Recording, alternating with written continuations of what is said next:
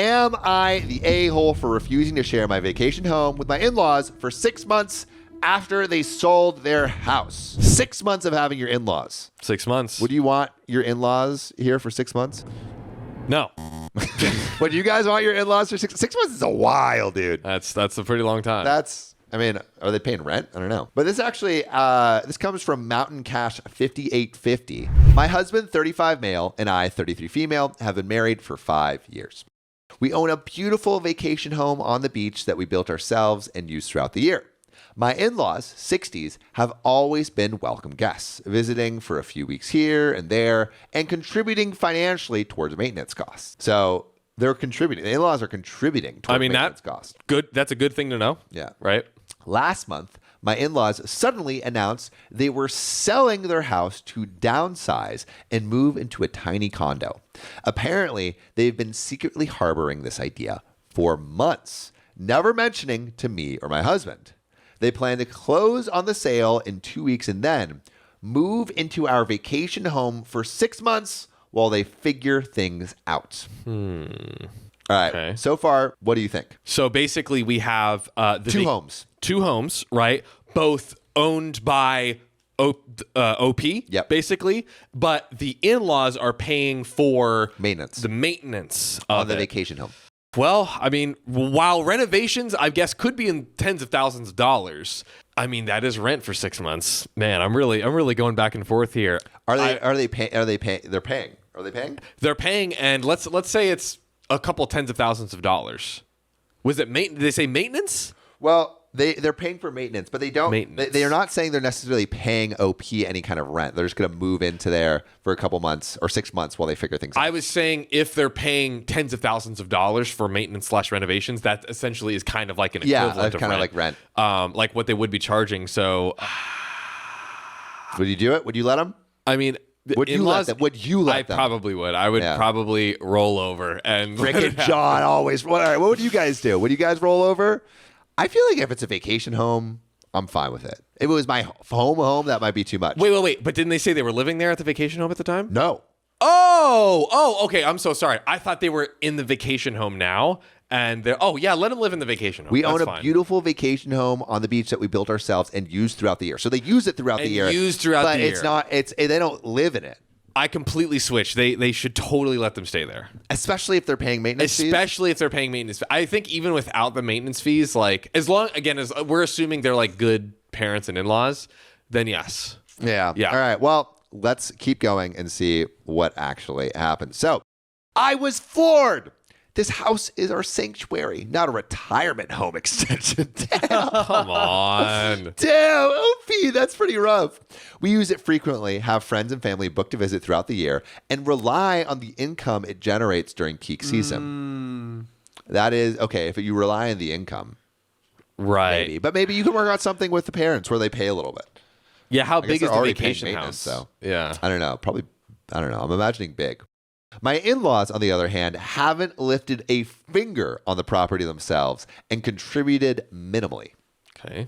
My husband, bless his sweetheart, is more understanding. He feels bad for his parents and believes we can make it work. His in-laws, sensing my resistance, are now guilt-tripping us, claiming they have nowhere else to go and offering to pay significantly more than their usual contribution. That seems like good. Okay, now we're talking. Am I the a-hole for refusing to let them move in? On one hand, I feel obligated to help family in need, but on the other, this feels like an outrageous imposition on our personal space and finances. And there are some relevant comments and some updates. Woo. But I don't know. What do you guys think? Put your answer in the comments. A-hole or not the a-hole? That's right. John, what do you think? So also this is OP's in-laws, right? Not OP's parents. This is OP's in-laws. Yeah, I think OP's being the a-hole right here. Like, you're not living in this place. There's maintenance. I don't know. Especially now that they're offering to pay more to kind of like make up for it. I think that they should do it. I don't know the exact specifics. How much are they depending on this income? How minimal is their contribution? If it's going to break the bank, or like they're going to be financially unstable, then don't do it. That doesn't make sense. If that's like their business, right? Yeah. Like, oh, we've like built this house. Airbnb. Or yeah, whatever. but the fact that they called it the vacation house, dude, they got They got some If cash. they said, oh, they got some cash. because then they would say our rental property. That to me, because they didn't say rental property, that means they don't need to rely on it, and they're not like doing that as their main form of income. They just get, it's just like, I feel like OP is over exaggerating, like, oh, their contributions are so minuscule and minuscule. Yeah. Oh my God, we rely on that money. It goes into our bank account. It's like, bro, you just get money and they don't pay as much as you. Like, that's. Dude, I mean, I would say let them live there, but I like charge them rent. Yeah, they offered. That's a good, like. That's a good thing. That seems like a sweet deal. We're reaching a good place. Yeah. And it's only 6 months.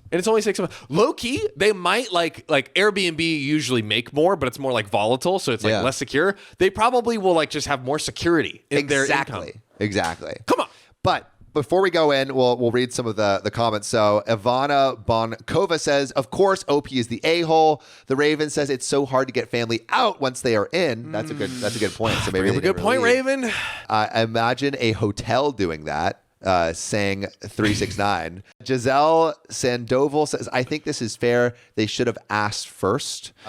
Scarlet Wood says, yeah, OP sounds pretty rich. Hard to sympathize with them.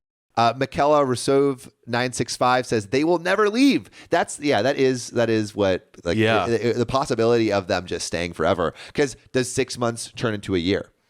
Totally. You know? And what are you going to do? Evict your parents? Evict your in-laws? Like, that's crazy. I mean, it happens. We've had many stories, but like, if you have a healthy relationship with them, it would be pretty rough. It would be pretty like maybe you just say, hey, we're happy for you to live here for like 6 months, but we're signing a lease and we're going to have other tenants come in afterwards or something. So like they have to leave, you know? Like, so there is a deadline. I mean, even just a lease in general. I feel like a lease is like, we'll write up a lease and like, we'll get it all like squared away. I feel like that's pretty, I don't know. Let us know what you would do. Good. Put your answers in the comments. Janelle says, sign a contract. And also, to anyone who was asking, yes, this is a Harry Potter Lego set. And someone said, oh, yeah, I know John built those. Bitch, this is mine. That's right. This is mine. I spent blood, sweat, tears on this Lego set. I'm a Lego nerd. That's right. And a Harry Potter And nerd. I'm not a nerd. Woo! No, just kidding. Yeah, we're both a little nerdy. Are you ready to get into the rest of the story? Let's do it. All right. So, relevant comments. More on relationship with in-laws. So, my relationship with them is strained because this is not the first time they have grossly overstepped. This has led many a fight between my husband and me. My husband sees no wrong in their behavior and thinks we should just help them. I mean, but obviously if they're his parents, he's going to think that more. Yeah. So. And like, I don't know if they've done anything wrong yet. Yeah. We'll see. Every time they're at the vacation home, they've commented on how much they love it and would love to live in this place when they retire, at retirement. Okay. That gives more credibility. That gives more credibility to saying they're never going to leave. Yeah. It's tough. So I feel this was a very intentional move on their part. Not letting them stay will create conflict in my marriage, but I'm pretty positive that they will never leave if we let them move in. Someone else asked, what else have they done? On our first marriage anniversary, they gifted us a chicken. Nice. We lived in an apartment at the time. That's such a funny live chicken? I thought it was like a chicken roast. Like, hey, have some dinner. They gifted a live chicken. Oh my God. That's kind of lit though. Yeah, that's fire. As real fans of the podcast will know, I raised a baby duck into adulthood when I lived in Australia. That's true. One of the great joys of my young adulthood is raising that duck. And as many fans know, I brutally murdered a chicken. Yes. So. No, you did on purpose. Opposite sides of the spectrum. Opposite sides. See, John is the evil murder one, and I am the loving, nurturing one of the podcast. On Valentine's Day, the second year, they showed up at our house mid-afternoon because they thought it would be special to spend the night with us. What every Valentine's Day needs. Wait, in the other room. Wait, John, how would you feel if I just hopped in and your and Naima's Valentine's Day. Valentine's Day's coming up. I just hung out with you guys, stayed at your place for the night, all that stuff. I would be like, Riley, I love you so much. You're my Valentine, but this is not our Valentine's Day. What are your plans for Valentine's Day, John? We're working on it right now. We actually are. We're looking at a couple places to book with our yearly credit that we get. Yearly credit? What do you mean? Non-sponsor name card that you have, baby. Oh. Yeah. Oh. Exactly. Redacted sponsor. That's sick. That's sick. So is Riley going to help you out with that? Not at all. Hey-o! He thinks. Big protein. On the birth of our daughter, my mother-in-law refused to leave the delivery room until I had the nurse drag her out, and then she sobbed obnoxiously loud in the hallway outside the room. Oh, wow. When COVID happened, she ordered us cases and cases of beans and other canned food to help us prep for the apocalypse, and then sent us a bill. That's so rough, dude. I mean, she got them beans, you know. Got 'em What if beans. they ran out? Beans ain't free. Yeah, exactly. Beans expensive.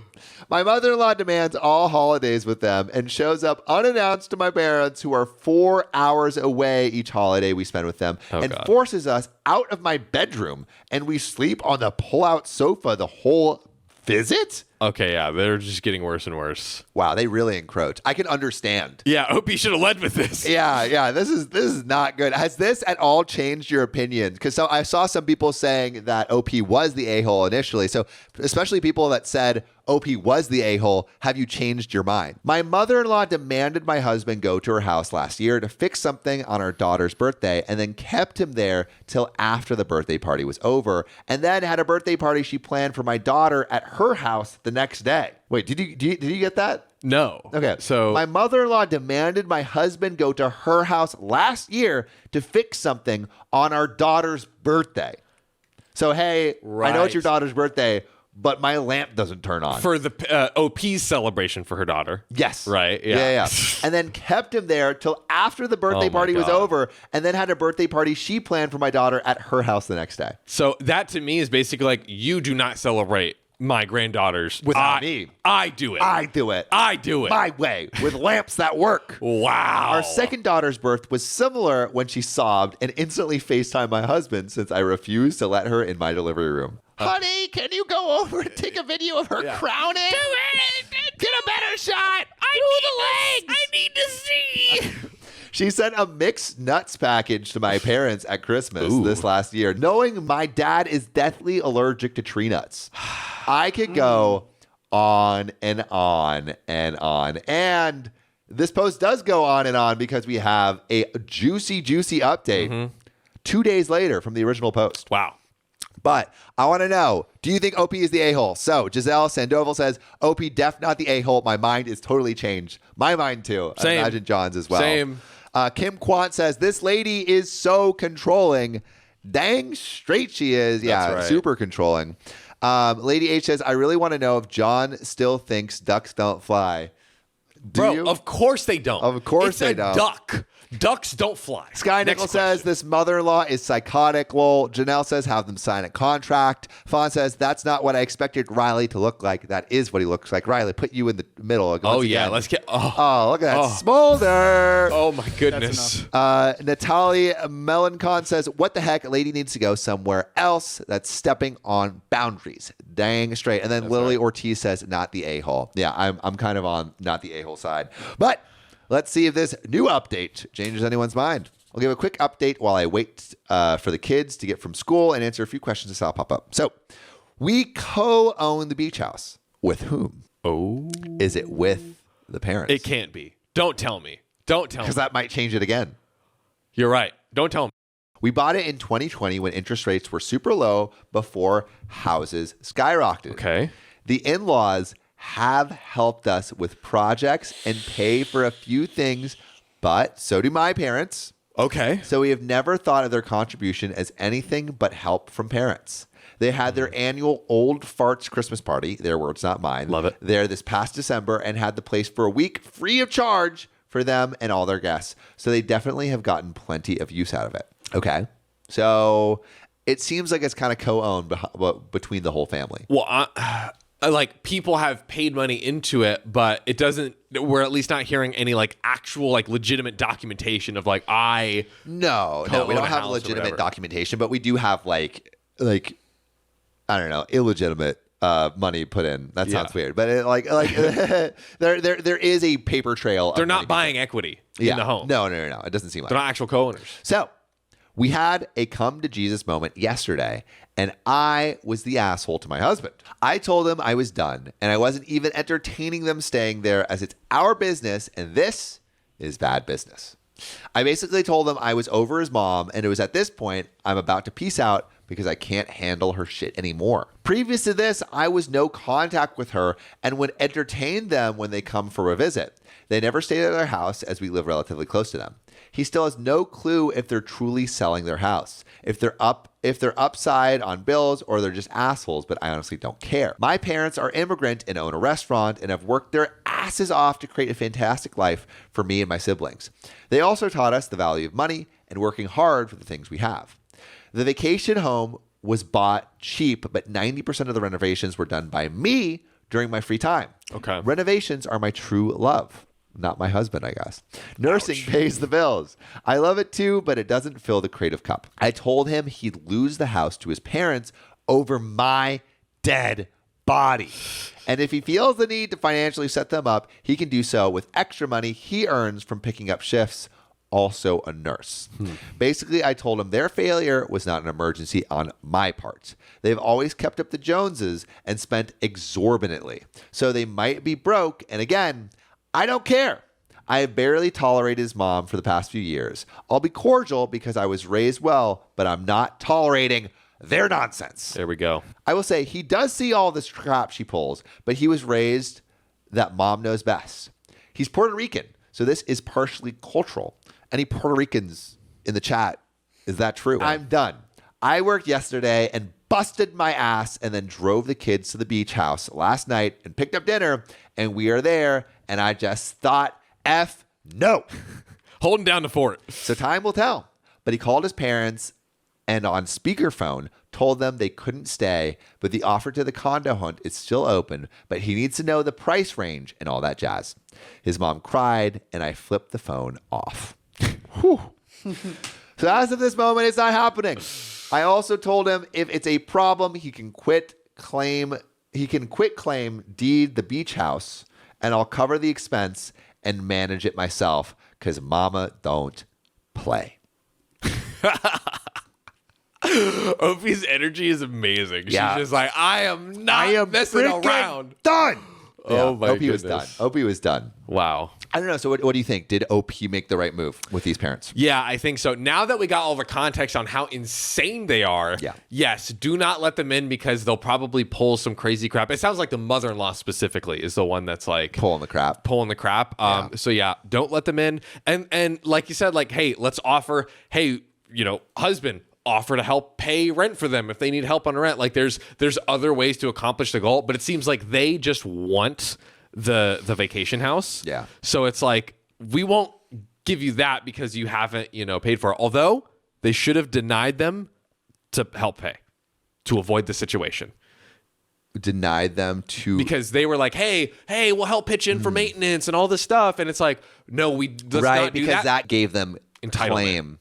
Yes. Right, because they feel ownership. Exactly. Yeah, they shouldn't have taken the money. Because that's where it's awkward, where they're like, well, they have actually contributed money to it. I wonder if they just give them money back, like almost like buy them out. Oh, if they buy them out of the property and say like, hey, we wanted to like reimburse you because get the heck out of here. Over the next year, we're going to help you out with your housing situation. Over the next year, we're going to take some of the revenue and pay you back 100% of what you've given us, and maybe even with interest. And then husband is going to pick up some extra shifts and then help. Your rent's probably covered at that point, or like we're getting there. Yeah, but definitely a tricky situation that they have financially contributed. I think that's what makes it a little wonky. Yeah. But Angelica Gatlin says give them back their money.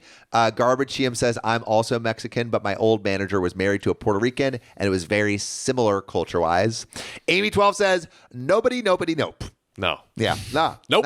No. But you know what I always say yes to? What do you say yes to? I say yes to this next story. Woo! Am I the a-hole for freaking out over my boyfriend spending $4,000 on an outfit? Don't hate on the drip.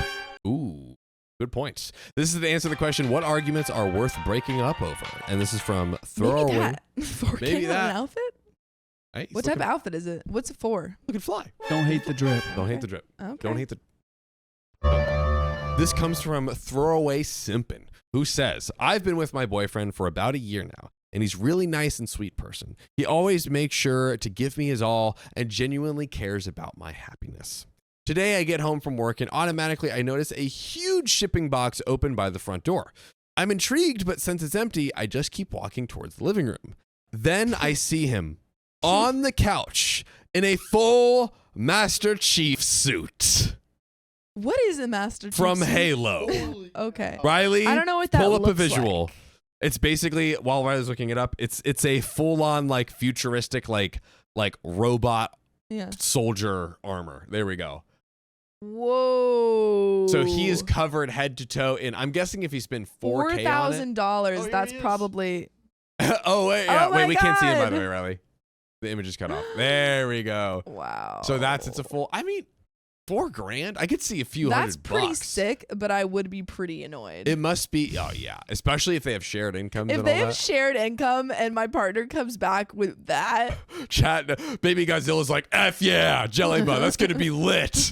this looks super cool though. It does look pretty sick. I've always wanted to get the full, like, super top tier Batman costume. Oh my god. On Travis the other Scott one? hand, I want like a full on like princess dress. Fire. So the conversation follows. I'm like, babe, is that you? He's like, oh, hey, babe, how was work? I'm like, good. What's up with the Master Chief suit? He was like, you like it? I got it online. It was simply too awesome to pass up. Okay. And I asked, it's really nice. How much was it? 4,000. And I said, oh, that's funny. How much was it really? Well, I said, and he said, no, really, it was 4,000. So at this point, I'm livid. Thank you, Riley. I start yelling and asking him how he afforded it, and the whole ordeal was very heated. I found out he put it on a credit card, and I just get so pissed that I leave. We barely make ends meet now, so it boggles me how he doesn't even have a job yet and decides that 4K on a Master Chief costume is fine. What do I do at this point? Here we go. So This is what you do. Talk to me. Go. You make him go outside and work for that money. Go get pictures. Go to New York Times Square. I don't give a F. Make Get that money back $4,000. right Yeah. now. Right now. Yep. That's what I Or, would do. I don't know, sell it and upcharge it. True. Sell it for 5,000. Or how bad, OP, how bad do you want this money back? Because like cosplay. Oh yeah, that's what someone commented, right? That's true. They said, "Oh, can you scroll up a little bit? I want to." That was someone said. He only does one. That was Advocate. He only does one cosplay outfit though. Madam Mary, if it was a cosplay from a cosplay maker, then 4K is worth it. Oh, I don't think that the 4K being worth it or not is like, I think absolutely that costume would be worth 4K. Oh yeah. The question is, should he have been Spending spending 4K 4K when you literally Yeah. are living paycheck to paycheck. incredibly irresponsible? Mr. Darlene, credit cards are not free money. That is incorrect. Yeah, he's like, I couldn't pass it up. It was simply too Simply awesome. too good. And I'm a little bit inferring, but I'm pretty sure he is living off of her It money, sounds like. and he does not have a job. It sounds like exactly that. Yeah. So, on to some top comments. I'm just going to go for it. Johnny Bag says, you leave him. He's too incompetent. Leave him. You leave him. He's too incompetent when it comes to money and dealing with the real world. And again, they are 21 female and 22 male, so they are young. Windbag 1980 says, run. This dude will go bankrupt before he figures out how money works. True. This is not hyperbole. I mean the literal legal definition of bankrupt. I am 40 and I saw it with my peer group. Yeah, if he's making these decisions like right now at 21, if he's that impulsive, it'll probably be a long learning curve before. Yeah. Oh my God. Tiana says, sir, you need to start in OF. You know? That could maybe earn his money back. Yeah. You either need to work. You need to figure out how to get the money back. Using this outfit. Yeah. Yes. You gotta show that it's worth something. That's right. Electric Fox says he spent $4,000 on a cosplay outfit that literally achieved nothing. The only place or time he can wear it is at conventions and Halloween. This guy could be Jeff Bezos' bastard. He still wasted $4,000 he put on a likely 20% interest rate credit card, probably more than 20%, Probably given more. their financial status. Yeah. I'm going to say 20 to 30%. PD Ruz says, sell him on eBay. Yeah. Nice. Sweet Callahan says, if you sell him dressed in the suit, that's $4,000 and one in your pocket. God damn. Also, what is a Master Chief suit? We've already shown. We've you already guys. established. Salomon 352 says Master Chief is the main protagonist from Halo. Answering that. Income Trader 18 says a 4K Master Chief suit must be freaking awesome. I love like how all over the place these comments are. Yeah. People are like, Leave him. leave That would him. be so cool. Yeah, that'd be so lit. Dude, you want to be my friend? So I can buy Yeah. it. Two things can exist at the same time, though. Yeah, this is true. Leave him, and that must be a really cool suit. None of Khan says, that's all they say. Important, you are not able to wear the suit by yourself without any help from at least one assistant. Who did he get to help him put on the suit? He's cheating. Bro, if that is where the story That would be lands, so funny. my jaw will be on the floor. Jaw on the floor. Oh Crazy. my god. Okay, are these relevant? says 22 says, crap, that actually looks pretty cool, lol. On the other hand, it's pretty funny imagining Master Chief just chilling on sofas, lol. Pretty funny. All I right. think it's also funny that OP had to be like, is that you? And there was a moment of maybe this is a stranger who broke into my house. Yeah, right? Yeah. It's like, wait, this couldn't possibly be something you did, Yeah. right? Okay, there is an update. Do we break up or not? Do we break up right Yes. now? Dude, do we even Yeah. have to do that poll? Yes. Break up. Pull. Break And why? break up because he's making really financially irresponsible decisions without consulting her, even though he doesn't have a job and is relying on her money, and I don't like him. I think he has one shot at, because the first conversation was more discovering the atrocity. Yeah. The second conversation, which is his final chance, I would say, is like, all right, I'm going to tell you what's what right now. Tell him what's what. And if you don't respond like phenomenally, There's the door. there's the door. 93% say yes. 93%. Yeah, I To- agree. Tamai says, drop it like it's hot. Drop it like it's hot. Drop it him like it's hot. Drop it like it's hot. Also, Devil's Advocate, can he get a refund? That's a great question. Probably not. I don't think. I feel like he would not be able to get a refund. The If one that he's Riley wanted- pulled up, it was like the custom made one. Yeah, that's what I'm thinking. If it was custom made, I So- don't know if you get a And refund. for 4,000, it better be custom made. Yeah. Oh, people. It freaking better be. yeah. Oh, yeah. Etsy 4,000. There you go. Yeah. There Back thing. you go. But it'd be hilarious if we these. got suits like that, all of us, and Yeah. just did a whole stream In sitting those- in that would the- be an expensive stream. It would be. We can't do You that, can't but do that. I also don't think I would feel good spending that much money. it's too much. It is. I think I would feel $12,000. I don't think I've ever No! spent more than This one's $6,000. $6,000. That's a car. I don't- That's like the yeah. cost of my car. I don't think I've ever spent more than $200 on any item clothes. And that's including like the dresses that I bought, you know. After the post, I decided to confront my boyfriend about the suit and hopefully talk some sense into him. We said that. After a long heated argument, he decided he had had enough and stormed out and left my house. Wow. Bro is fumbling the bag real hard right now. Fumbling. In the argument, he defended his action, saying it was his money to spend and that he doesn't give me crap when I go out and buy a Louis Vuitton. Anyways, so he wouldn't budge. It's unclear. Oh, he put it on the credit card. That's why he's saying that's his money. Yeah. But so far, I think she's paying for everything. Okay. That is such a warped view of it. My God. He left the house, and after several hours of no contact, I was curious if he'd be staying the night as he lives in my house. I go on Life 360, whatever that is. Oh, it's like a tracking app. I see. I Yeah. go on Life 360 expecting to see him at his mother's or friends, but he's at a house I don't recognize. Oh my my gosh. god. No way. Guys, Oh my God. She loves my suit. That is She so thinks it's funny hot. that a random comment who is like, he needs more than one person. He needs someone else to help him put that costume on. Kind of maybe called it. Well, we don't know yet, but Would you pull up to the house or not? yes. I pull up to the house in another costume. Nice. Oh, in whoever the Master Chief's Yeah. nemesis is, I forget Yeah. the people. Anyways. In a groundhog. You know what I'm talking Warthog? Oh, you know yeah, what I'm talking about, Warthog. Riley? Yeah, Yeah, yeah. that's the little like attack vehicle. That would Yeah. be so cool. Right, Sophia? What? Yeah. Yeah. Yeah. Sorry, I was just saying, yeah. I don't know what you said. She's like, yeah. I was reading comments. So I text and ask him where he's at, and he responds saying it's none of my business. All right, what the F ever. The next day, I wake up to another text, this message being from his phone, but not him. The message reads, "You're a selfish bitch who can't even respect boyfriend's wishes to look like his and my favorite video game character. He's a sexy man, both inside the suit and out. So don't bother texting boyfriend again."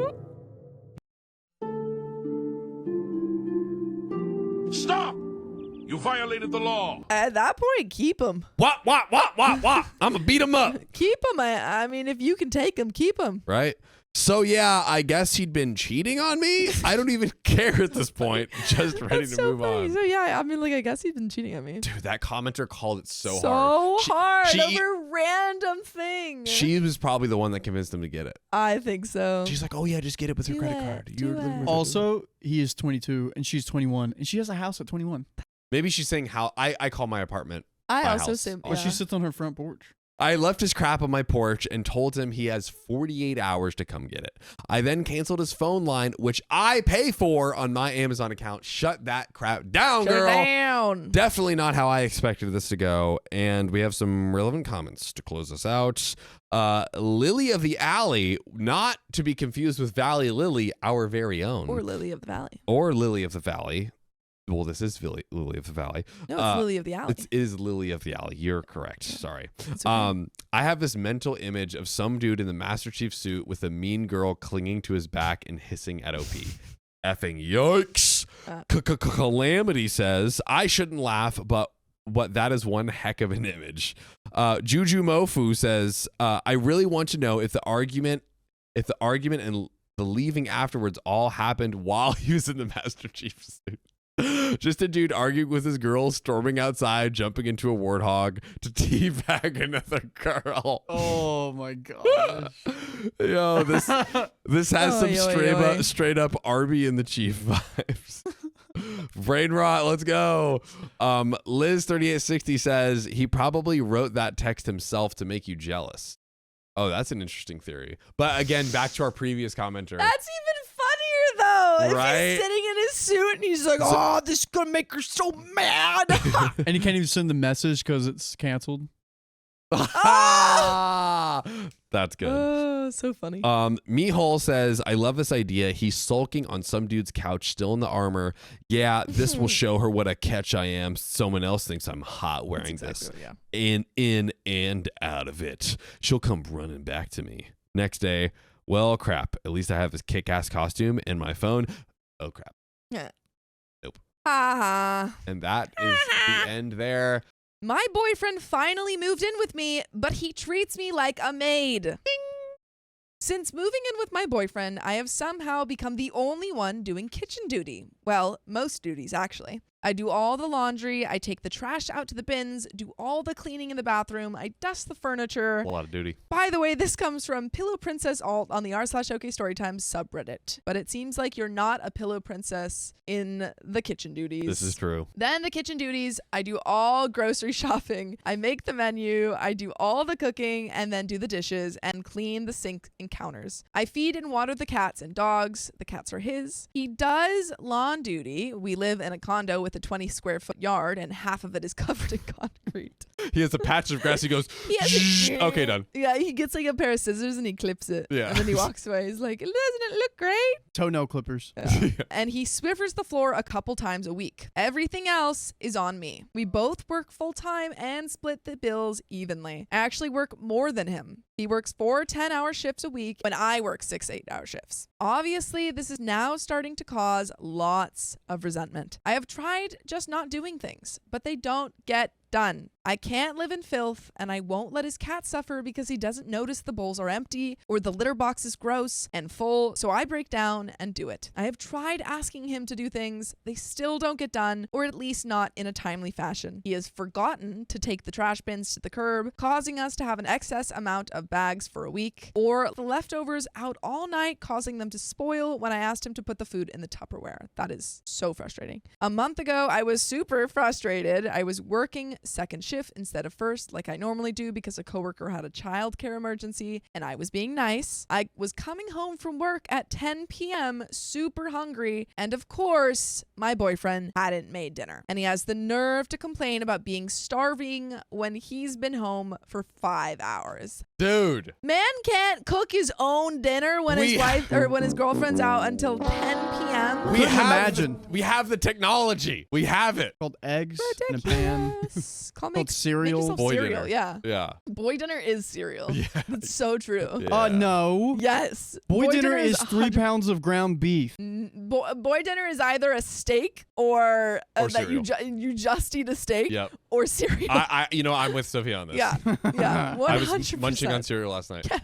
True. He does it all the time. Even making something simple, we weren't eating till 11:30 or so, and then he was going straight to bed, leaving me with cleaning up and putting the leftovers away. I ended up telling my boyfriend how crazy stressed I was keeping up with everything in the household. I felt pathetic, but I was basically begging him to make things more equal. He seemed to understand and promised to do more. And for a couple weeks, he kind of did. He made the grocery order, cleaned the litter boxes, grilled for us twice. But that didn't last for long, and somehow I still was responsible for reminding him to help or assigning him these jobs.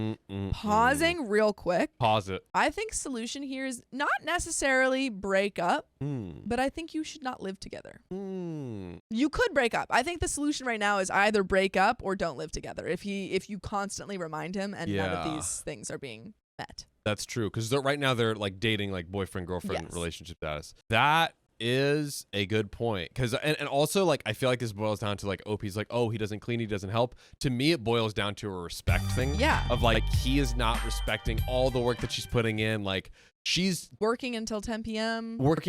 She's like, even if he's doing some of the work, she's still like the one responsible and carrying the mental weight of like his cats, for example. His cats. Like, what did he do before? I don't know. How are they alive? Well, I think sometimes either he was just living in, filthy conditions, or sometimes when you have a new person move in, you kind of start putting everything on them. And you're like, oh, well, I don't need to do it because they'll do it. Yeah, he's like naturally like lazy, step back, not taking responsibility for stuff, and he's like, oh, she's doing. He might not, all. and in his defense, maybe he doesn't even cognitively notice it like that, and is like, he, I'm gonna get her to do it. But still at the end of the day, he's not. She has communicated to him very clearly and directly. Yes, this is what's up, and he's not doing it. So I think it's either break up or don't live together because this ain't working. Good idea, but what happens? This last week, my boyfriend has been on vacation from work. He had so much PTO racked up that he had to take time off because he couldn't earn any more. I still worked my normal 48 hours, 6 a.m. to 2 p.m. I was getting home from work around 2:30 to hear my boyfriend complain about being hungry and asking for me to make some lunch. Lunch? Not lunch. Boy, you're not even working. She just finished a full shift and you're not even working. Well, while she's already up and at it, might as well. Might as well just do that too. Yeah. This has completely set me off, and I've lost so much attraction to him. I refused every time, causing him to have an attitude with me. When I got off work yesterday, I was exhausted and fell asleep on the couch. We had discussed the day before we would be having burgers that night for dinner, something he likes to make, and that are actually really good when he does. But I woke up at 7 p.m. to him playing video games in our bedroom and asking, "When's dinner?" When's dinner, babe? I left him to game and pattied myself a burger, fried it, and ate my supper alone at the kitchen table. I cleaned up my mess and sat down in the living room to watch some TV. Sometime later, he comes out and again asks, "When's dinner? Are you still making burgers?" I told him I wasn't feeling good and not hungry. He ended up just eating some effing chips and salsa, too lazy to even make a frozen pizza. We go to bed, and this morning he complains about being starving, asking for pancakes or something something more filling for breakfast than cereal since he didn't get dinner. I don't know how much longer this can go on. And there is an update. I could never imagine doing this to my girlfriend. Ridiculous. Ridiculous. You know what I did this weekend? What'd you do? I heard early in the week last week that my girlfriend was like, I need to make more time to like meal prep. And guess what I did? I meal prepped. I listened and I meal prepped all like for 2 hours on Sunday.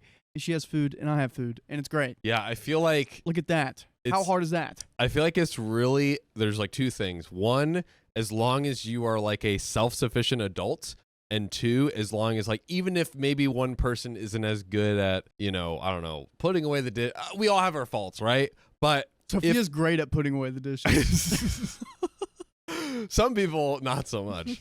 But I feel like one person says, hey, could you like help pull your weight, especially in a relationship when you're living together. Hey, here's the situation. Could you help out a little bit more? Then you do it. You do it. I feel like he's so disrespectful to her. Incredibly disrespectful. Break up. Break up. Get him out of there. But let's get into this update and see if she does that. Update. Sunday, my boyfriend and I had a lengthy discussion about the household inequality. I once again stressed with him how overworked I was, that I was losing attraction to him, that I was rethinking a future because being his mom was never something that I wanted to do. My boyfriend finally seemed to get that this was a make it or break it situation. He confided that he enjoyed being spoiled by me and apologized for taking advantage. He cried over the thought of losing me. He promised to do more without asking and even swore to start putting together a chore list. On to today. This morning, my boyfriend and I were getting ready for work, and he asked me if I would be okay making dinner tonight because he was planning on mowing and weeding after work. The little patch of grass. Yep. Your little patch of grass? He's like, oh, I did so much work. I pushed the lawnmower. I'm dead.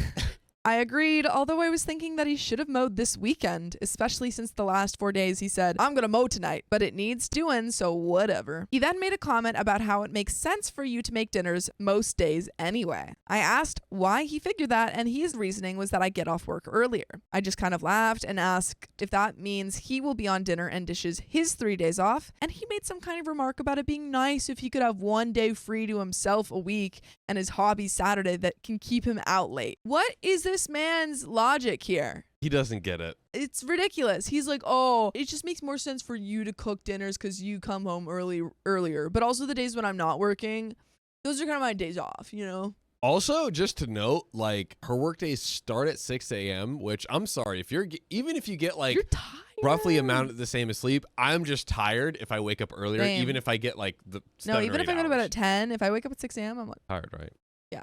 This really pissed me off because who got off work earlier doesn't matter when I worked the second shift last month and he gets home before 5:30. So it's not like he couldn't relax for an hour or so before cooking and I will never have a free day to myself. Plus, since moving in together, anytime we argue about him not contributing, his reasoning is I get off work earlier, not taking into account that I work 2 more days than him. It was obvious then that he really hadn't learned anything. I told him so and started crying because that's when I realized I was done and it was over. Good. Good. Thank God. I didn't want to have that conversation right before going to work. So tonight I'll be officially ending our relationship.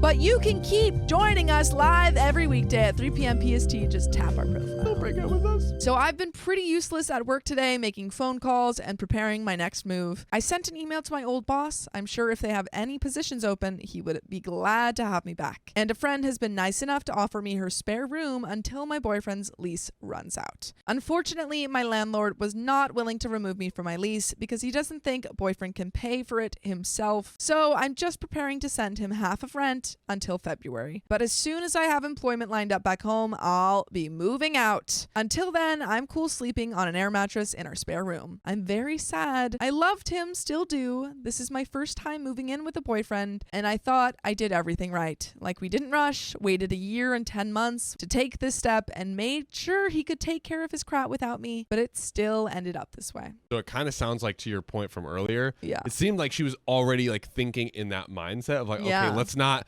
Let's not rush rush it, into and this. still we ended up here. It ended up like this. Mm-mm-mm. Ridiculous. Ridiculous. But you know it's not ridiculous. What? This next story. Oh, Maybe. You're correct. Could be. My boyfriend says I'm financially irresponsible, but makes me pay for everything. Yeah, be responsible. Pay for me. I, 29 female, have been with my boyfriend, 27 male, for 1.5 years, and we're discussing finances and living together. I'm not the most financially literate, but I don't think I overspend or live beyond my means. I live with my family who don't charge rent, though I help with groceries and other things. I've been trying to build my savings, hoping to buy a house soon. I've never been in debt, and my credit card score is decent. By the way, this comes from Princess Archer on the r/OK Storytime subreddit. So when we first met, I was more carefree with spending, vacations, shopping, meals out. I was still saving, but in smaller amounts. My boyfriend pointed out early on that I spent too much, but as we became more serious, I cut back. Now I rarely go out and primarily spend money on dates. Wait, so your boyfriend's like, hey, don't do stuff for you, do stuff for me. Then it's great spending. If you do stuff Yeah. for you, bad. Bad. Terrible. Stuff for me, good. Babe, this PS5 is going to fix our relationship. That's all I'm saying. It's called investing in the relationship. It will have returns in at least 2 smooches from yours truly. So I do brunch with the girls once every half month. Otherwise, friends' social time is done on walks or at houses. Despite this, I've had some setbacks like car repairs needed for my commute, which have made saving harder. So she's gone from spending like vacation money and all that to just brunch with friend every half month. My boyfriend still says I don't save properly and brings up my vacations as evidence I'm not serious about saving for a house. What are you contributing? Yeah. Boyfriend? Buddy. What bread you bringing? Or you just toasting bread? You just burning bread? He just wants her buns. And Just her wants money. those buns toasty. Spread his little jelly on it. Disgusting. Nuh-uh.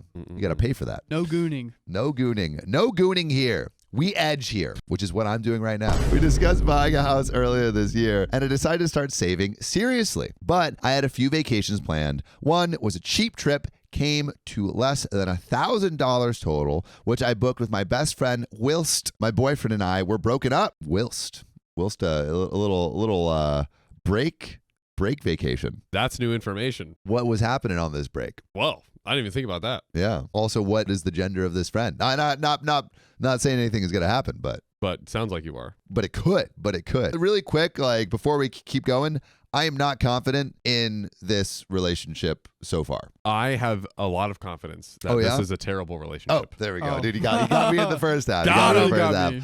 So even after we got back together, I went on it as I knew I'd not be going on any more friend trips for the foreseeable future. Oh, you love a relationship where you're just gonna get pinned down, and not in the sexy way. You're just gonna be caged, not in the sexy way. Handcuffed, not in the sexy way, to your partner, and not allowed to do anything. Not in the sexy way. The second was with the boyfriend, an expensive trip he wanted to go on, and I ultimately chose to join him on. We split flights and hotels 50-50, and whilst on the trip, he covered the majority of the big spends. Okay, maybe he's stepping up to the plate, spending that bread. I took out of my savings for this trip, but as our first together, I decided it was worth it. It was indeed a once-in-a-lifetime trip. The third is a family vacation for my milestone birthday. What's that milestone? I guess 30. It's like 9/24/24. I'm turning 24.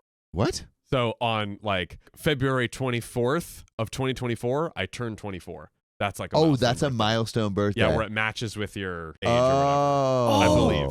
I had that. I was born on September. Last year was September. Which my family will be covering my costs for as a gift. And all I need to bring is spending money for when we're there. That's great. That sounds awesome. Yes. Hopefully the boyfriend doesn't ruin it. Well, guess what? He says I could give up the family trip, but I say it's a gift for my birthday. Well, he offered to treat me to a birthday weekend instead and do the family vacation next year. But to me, it's no longer a birthday trip anymore. I already turned down another family vacation this year. So he's like, stop hanging out with your friends.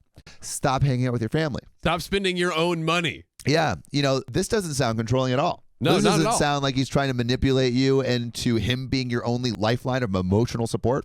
Not at all. Zero. This is not manipulation. He's so perfect. What could go wrong? Oh, is it Wednesday? It's opposite day. Got All the him. things I just said were reverse. It is manipulation. Fool. What's getting to me is that he owes me small amounts of money for things that he then tells me later he won't pay for with logical reasons. Let's hear some of these logical reasons, John. And for each reason, you tell me, logical or illogical. Let's do it. 1, my birthday meal, $40. He forgot his wallet in the car, so I paid. He said he'd pay me back in front of the waitress, but later said he wouldn't, as he paid for the birthday activity, and I was the one who said I wanted dinner too, so dinner was on me for my own birthday. All right, John, logical or illogical? This is quadruple illogical because he said he would pay for it, and he's the reason why she's paying for it. Yeah. What are we talking about? I went on a date in New York. It was a great date. This is just a minor thing. And she conveniently forgot her card. And she's like, oh, I would have paid, but I conveniently forgot my card. Come on. Come on. I see through it. See, now your profile is so large Profile so large. that people are like, hey, Hey, he's got, he can pay for it. podcast host? Podcast hosts. You take that. We all know they make the most money. Oh, yeah. More than the finance bros. Yeah, of course. Ringing me out for every cent. Anyway, 2, illogical or logical, John. My ring, $50. On our vacation, he really wanted to treat me to a precious gem ring. The amount might seem small, but it's money I would never spend on myself for jewelry. I only agreed as he said it was a gift to me. When it came time to pay, his card didn't work. So I used mine. Classic trick. Patterns. Classic trick. Oh, you need money on your card for this? I had no idea. Wait a second. Are you supposed to like put money in a bank account? How could you expect me to do that? I'm just a baby. I'm just a little baby. Take care of me, mommy. He said he'd pay me back. John, do you think he's going to pay him back? No. When I mentioned this later, he said he paid for some really expensive trips. The time of booking them, I offered to pay for a half on them as they were pricey, even though above my budget, a once-in-a-lifetime experience. He turned me down, saying he wanted to treat me. He later said if I insist on being paid back for the ring, he wants half for what he spent on the trips, a way more significant amount. Hey, instead of, if you want me to pay for this $50 ring, then send me back like $1,000 for the Yeah. trip. Come on. That I got for you, for us, for your birthday. But everyone knows I am going to keep track of every dollar spent so we can be even. This man is giving me a migraine. I know. Oh my God. Just reading the story, living with it. I mean, like, I'm still going to read this, but is anyone at all in chat being like, stay with this dude? Literally. It doesn't seem like either of them have chicken money, No. but they're spending like they got chicken money, or he's spending like he has chicken money. Yes. And then expecting OP to give the chicken money that she doesn't have. And then being mad at her that she's not saving well. Yeah, exactly. He's the one spending her money. And also forcing her to spend more, and like he's basically like lulling her into safety, saying, "Oh, don't worry, babe, I'm gonna pay for it." And she's like, "Okay, if he's gonna pay for it, then I guess I could go on this trip." Psych. Rug pulled. Bam. That's the wrong number. 3 concert tickets, about $65. I bought them as a surprise for a date night, but he said he wouldn't enjoy them himself, so his mom offered to buy them off me. She said she'd pay me back. Let's see if the apple doesn't fall far from the tree. But I said she could give it to him, and he will. He never did. Oh, so the mom did give it to OP's boyfriend, and OP's boyfriend did not give it to OP. Anyway, he never did, first saying later, and then later when ages had passed, citing all the money he had spent on dates, food, etc. for me, and saying all that costs way more than those tickets. And then finally, number 4, only about $25. I was going to buy about $5 worth of ingredients to cook dinner, but he said to get takeout and he'll pay me back. He still hasn't. And when I brought it up, he said he pays for most of the food anyway. He bought us both food 2 times, and that costs more than the food I got, so it balances out. Then don't say you're going to pay for it. He also insists on a 50-50 split of future expenses, though he earns double what I do. He says he won't do a proportional split because of trust issues from a past relationship. He did a proportional split with her, and she cheated on him, and he hates how he wasted so much on her that he could have saved. I say he can't assume I will do the same, but he says he can, and he's learned his lesson. Oh, God. Not only is he going 50-50, but he's also going and saying, you're going to cheat on me. But I still want to stay together, but I know you're going to cheat on me. Babe, we'll split 50-50, but I'll project 100% onto you. There's your 100%. Dude, this guy hurts. Sucks. He sucks. He needs therapy. He needs love. He needs a job. He needs a freaking job that pays more than what it's paying. He needs to love making money. Yeah.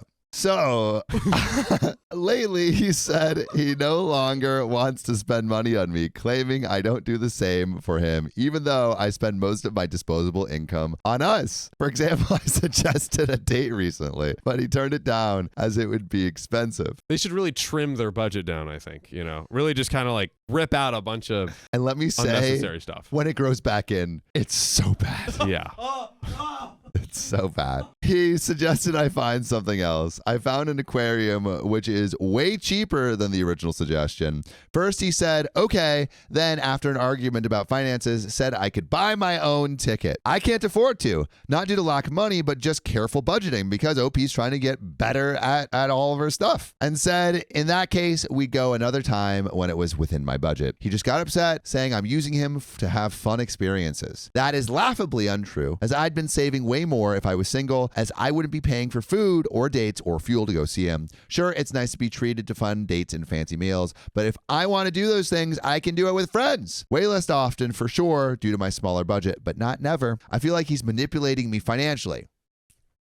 Got him. On the nose, baby girl. I acknowledge I've spent on vacations and don't have his financial experience. He's wealthier and has lived on his own since 18 and now temporarily is back home but paying rent. I mean, how wealthy could he be? When you say wealthy, I mean, how wealthy could he be if he's saying he's going to pay for stuff and not? When I was away at college and I don't pay rent. He also comments on this, by the way, saying I should just pay rent out of respect. But I ignore this as we just have different family dynamics. My family would never allow me to pay rent. My dad sneaks $50 into my account sometimes if he thinks I've spent too much on groceries for us. However, I feel like I'm doing the best to save while still enjoying life within reason. So, am I being unresponsible or is he being manipulative? Reddit advice, please. There is a little bit more to this story, but you can join us live every weekday on YouTube, 3 p.m. PST. Just tap our profile. But before we finish out this story, John, do you think OP is being unreasonable? Listen, there's a lot of people out there who let all of these miscellaneous expenses grow when they don't need to be there, right? We need to rip all those out. Well, guess what? OP has already ripped out all of the extraneous expenses, right? This is a clean, smooth, shiny budget. Okay, OP has only paid $1,000 for this big vacation. That is very smart. $50 for the ring. That is very smart. OP is on top of it. She has completely ripped out all of the unnecessary expenses. Now it's time to eat out at home because she's already budgeted really well and he's controlling her and being manipulative. And that's all I need to say. John, couldn't have put it better myself. Exactly. That's what I'm saying. In the matter of fairness, his trust issues due to his ex also extend to me as I lied about and hid some pretty big things from him, not money related. We broke up as he was understandably devastated by them, but have since got back together as love and friendship is there, provided I work hard to prove I'm a changed person. I think this explains his mindset a lot too, so it's only fair to include I've definitely made his trust issues worse, and I'm far from a perfect victim or anything like that. What did you do? I want to know. Yeah, that kind of just spoiled the whole. Now it's like, I don't know what to believe. Yeah. And they deleted their account. Oh my God. We were really thrown for a loop. We were thrown for a loop. Wow, wait. Some would say a tight circle. A clean, tight circle.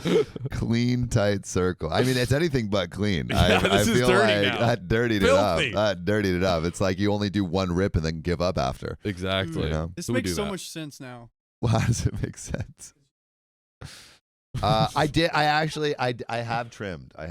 He has trimmed. Yeah, I did. I think it was appreciated in New York. Tell us what happened in New York.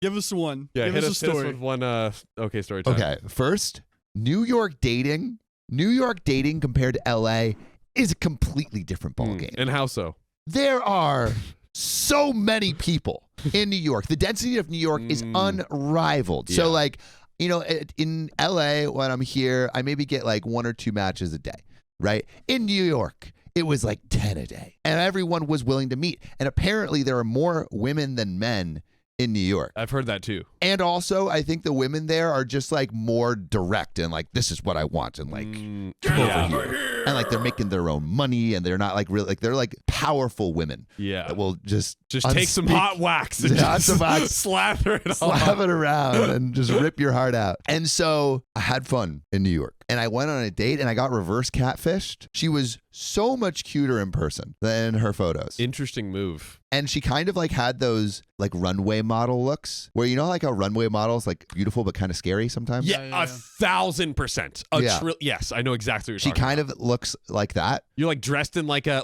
demon trash bag, Yeah. and you're like she was so cute. when you're dressed like a human and like whatever, it's like, oh, you're beautiful, but they've turned you into a monster. Yeah, but like she's like a monster that I would gladly let rip any Rip part of some my hairs. body. But we had a lovely date, and I think New York just makes like for amazing dates, because we went to this one like really cool bar called the Portrait Bar. It was really swanky. I had to get reservations before. She came in looking really cute, and she kind of had this like hot New York girl, like uninterested vibe initially. And I'm just like my like goofy golden retriever self. Yeah. And she was like I would say a dad joke, and she's like, "Ha, that's funny," like really aggressively. Come on. Yeah. And then like midway through, she's like, "All right, that's funny." And then like a third time, she kind of laughed. I'm like, my goofiness is winning her over. We're breaking her. Dude, we're breaking her. And like after that, we just started walking around the city. We went to the Museum of Sex and got called facials. It's like they're shot, but they're in dicks.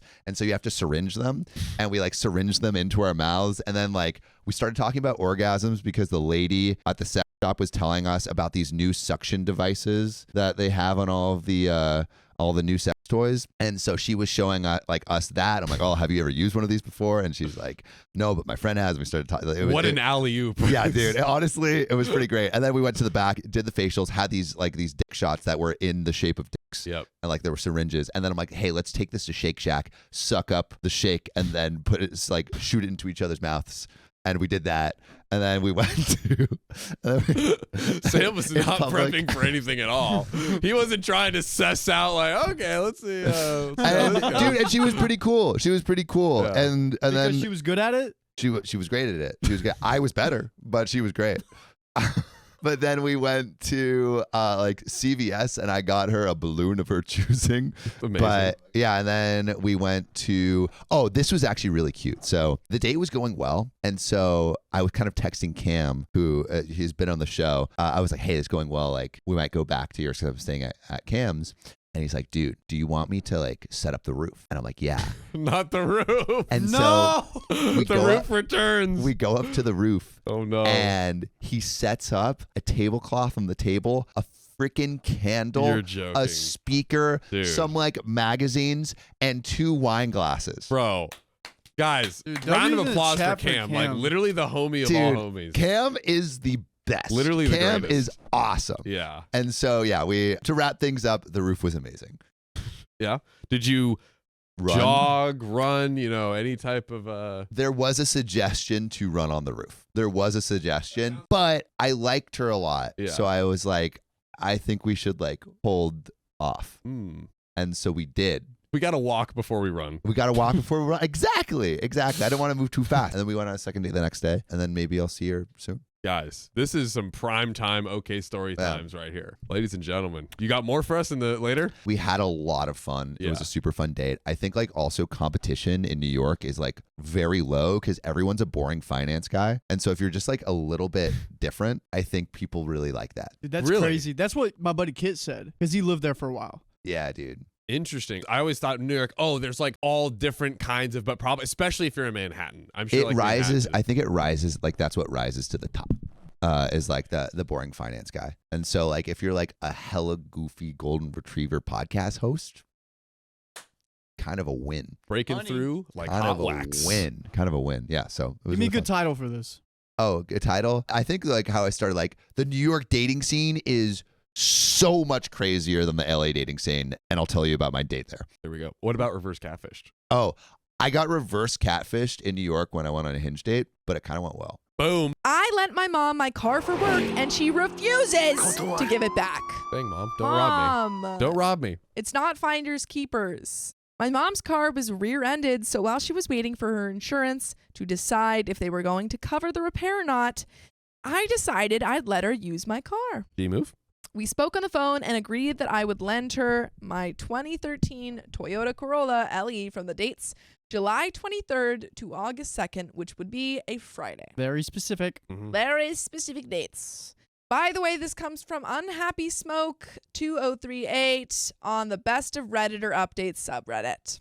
So, the reason I agreed was because she told me that on the Friday, she could start working from home and wouldn't need a car as desperately, but I specifically told her I needed my car back on this specific date because I am in the middle of starting a small auto shop, which is a good 40 miles away from where I live. Nice. Stupid of me, I know, but I wanted to be a good son and help out my ma. My ma. My ma, I gotta help my ma. Get out my car. What accent are you doing? I was doing kind of like a Boston. Like I gotta help my ma. Nope. She needs my car. Plus, at the time, I didn't need a car. The paperwork wouldn't be done until the 5th or 6th of August anyway. The problem is that it's now August 13th, and she still has not yet returned my car to me. Mama, what do you Mama! I've called, texted, left voicemails, and the whole 9 yards. I even ordered a Lyft ride to her house in an attempt to get my car, only to find that she'd locked it up in her garage and refused to answer the door when I knocked. Dude, that's crazy. I called the police who showed up, knocked on the door, and told me that because I allowed her to use my car, this was a civil matter, and I'd have to do a 10-day letter of demand before I could report it stolen. The problem is that I am a 24-year-old who just sunk $7,900 into my garage startup, and I can't afford to sit waiting for 10 days, not in Katie, Maybe that's the city? making money. Well, if it's a garage startup, then why do you need a car? No. It's I think it's the garage that his automotive shop is in. So he like rents it's like an automotive shop garage.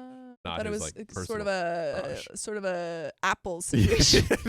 a little like Silicon Valley situation. No, he Be on your computer. You don't need he to go started- anywhere. Yeah. Hey, reading comprehension. He said he started an automotive thing, and it's the garage of the. You don't need to eat. Why? Tell me why you needed a car. Okay.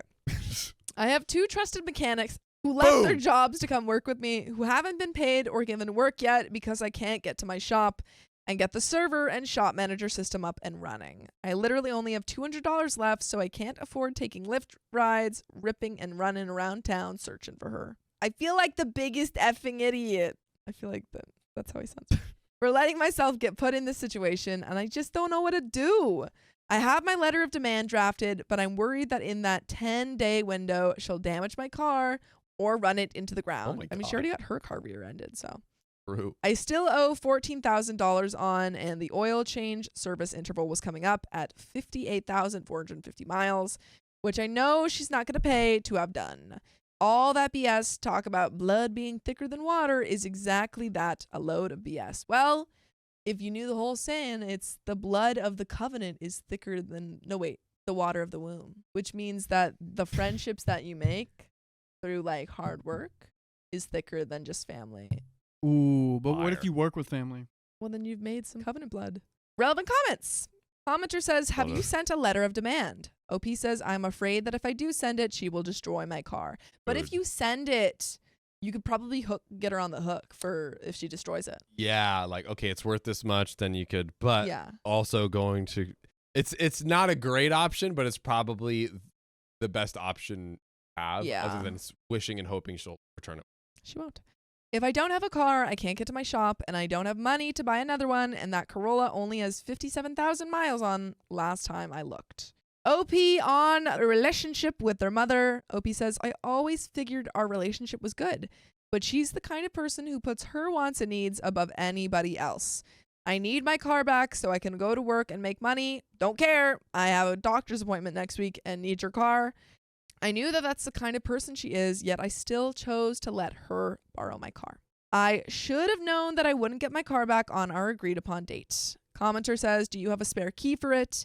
If so, can you wait until she goes to work, then just pick it up from her job and leave?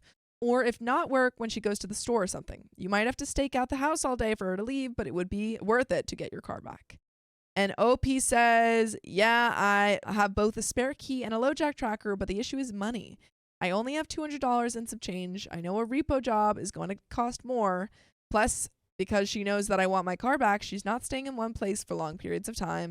When home, she puts it in the garage. Makes planning a grab difficult. Plus, she will still have my other key and knows where I live. I wouldn't put it past her to try and come take my car back. So much hate. But at least if she does, that I can immediately report it stolen. That's not so much hate. That is definitely shit. So much hate. Definitely shake So my much head. hate. I hate my mom. I think that I don't know. How's your own mom doing this to you? How's your own mom gonna do that to This you? is Ma. Like, when you have to rob your own Ma, mother why'd you take my car? to get your own possessions back. Yeah, wild. Truly, where are we at? Does he have access to some sort of public transport? Dude, no. Obviously, no. this is like Most a temporary. places don't. Most places don't. What's Katie's bus system like? I doubt it, dude. I'm It's a looking up. terrible option, but I I don't Like, think the bus obviously goes it's by not his a mom's house. long-term- it's in Texas. no, not his mom's house to get to his. Just to get to his garage. He works 40 miles away from where he works. Look, What? yes. Oh my God! You should move. Yeah, right. It absolutely sucks. But if he's like, Maybe- I can't afford to not work for 10 days, it's better option than not being able to make it. And if you right? got Okay. two people that are trying to work for you, In Katy, there True. is a bunch of bus stops. what is Katie? It's a town in Houston, in Texas, and Katy is just outside of Houston. It looks like it's kind of a suburbs of Houston. Right. Oh, okay. I think there's probably some, even if it involves a lot of walking, probably better to be able to like work those 10 days to earn again than to be Yeah. landlocked and put in the report. Yeah. Start it now so you have the 10 days. Yeah. Take public transport, then take Obviously, leave still get your car back, but yeah. Socrates Definitely. says Katy is part of the Houston metropolis area, thus making public transport is no. And Wait, it was it- might be terrible, but does I something would hope it exist to where it exists. takes like an hour or less of Yeah. walking? I Bethany know says it he sucks. shouldn't have to be taking buses and stuff. He has a car, which his mom stole. Agreed. Agree? Agreed. My But what point is options not does he like have? don't Yeah. don't get your car back. It's right now he's saying he has no way of getting to his place of work other than Yeah. buying his lifts. own company, mind yeah. you, that so he's I'm starting. just saying like maybe in the time being. Yeah. Public Is there any bus? transportation doesn't exist in my head. That is wrong. Your head's doesn't. wrong. He lives Your head's outside. wrong. Most places don't have it. That's not true. No. That's like Most not pla- true. Hey, Most okay. places have bus systems. Okay, yeah, there's a bus system in my hometown, but it only goes in the city part, and not many people live in that little town part. He's saying that he lives in Katy, which is like suburbs of Houston. I don't know. Someone back me up on that. I'm just Yeah. making but they just Unless said no. Nice. Public transportation is a no. Could it get you to a point where you don't have to walk like hours that's to what get I'm saying. there? I'm not saying that it's gonna get him right there, but maybe Yeah. just like Anyways, yes, if you live in the middle of nowhere. yeah, Anyways, but he doesn't live in the middle of we nowhere. digress. What's the next Update. part? Update. I followed your guys' advice and sent the demand letter and waited. Nice. The 10 days ended yesterday, but she still wouldn't return my car. So I went downtown to the HCPD HQ to report the vehicle as stolen. The Houston City Police Department was able to get her on the phone with the sergeant, who told her that once I decided to press charges, it becomes felony possession of a stolen vehicle, unauthorized use of a vehicle, and if she's caught driving it or caught with it at her house, she will be arrested and charged, and I would not have a say in the matter. Dude, when you have to arrest your own mom, it's not good. It's not good. Things are not going Your well. relationship is not going well. Yeah.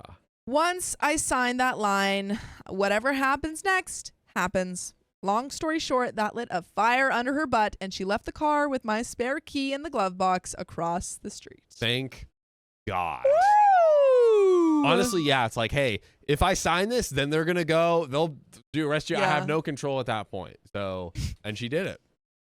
Blind Bee says accept school buses, so just pretend that you're a child. Honestly, I could pretend to be a child. I still get ID'd everywhere I go. Really? No. Yes, I've literally been ID'd like the past 5 times. I get ID'd. Oh well, that makes sense.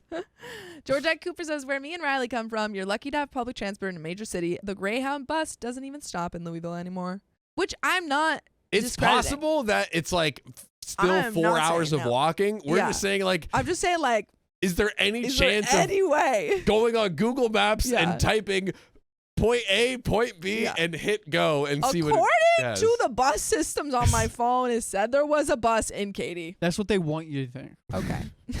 She's officially had my car since the 23rd of last month, but it's back in my possession now. She's put well over 2,000 miles on it.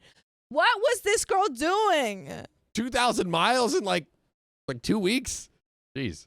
Oh my God. Road trips. And the maintenance light is, well, actually it might be a month, about almost a month. True. But still. And the maintenance light is on, but for now, I'm glad to be done with this. But I want to thank all of you who either gave me good advice or gave me the metaphorical slap I needed. As for my shop and getting there, one of my mechanics lent me his old beater so I could get to and from. So the shop is up and running, and we're already up to our necks in jobs. Did he work at FAP? What? I missed it. Okay. Oh, man. Got 7 satisfied customers and 5 others waiting on parts. Glad to say that everything worked out once I took a step back and analyzed everything. And one commenter says, you might want to check it getting it rekeyed. She might have made a copy of the key. Commenter 2 says, I think after hearing felony charges, mom's not going to want to risk getting arrested for actually stealing it in the future. And OP says, and it's not just felony charges. The sergeant said that a felony arrest/stop means guns will be drawn and trained on the What? and trained on the individual. Please. I swear. Entitled neighbor thinks he can wander into my back garden when he wants? This is the plot of Untitled Goose Game. What? Like you're a goose and you wander into people's backyards and cause mischief. What? So KBHAFC90 says, Nice. going to try and set the scene a bit here. My house backs onto a number of flats. I have a little terrace garden out the back that is linked to my property. Below that terrace is a small patio area that is linked to the flats, which they can access to by their own back door. There are then steps up to my area, which are gated off. I also have a locked gate that allows access to the terrace garden because I live on a main road.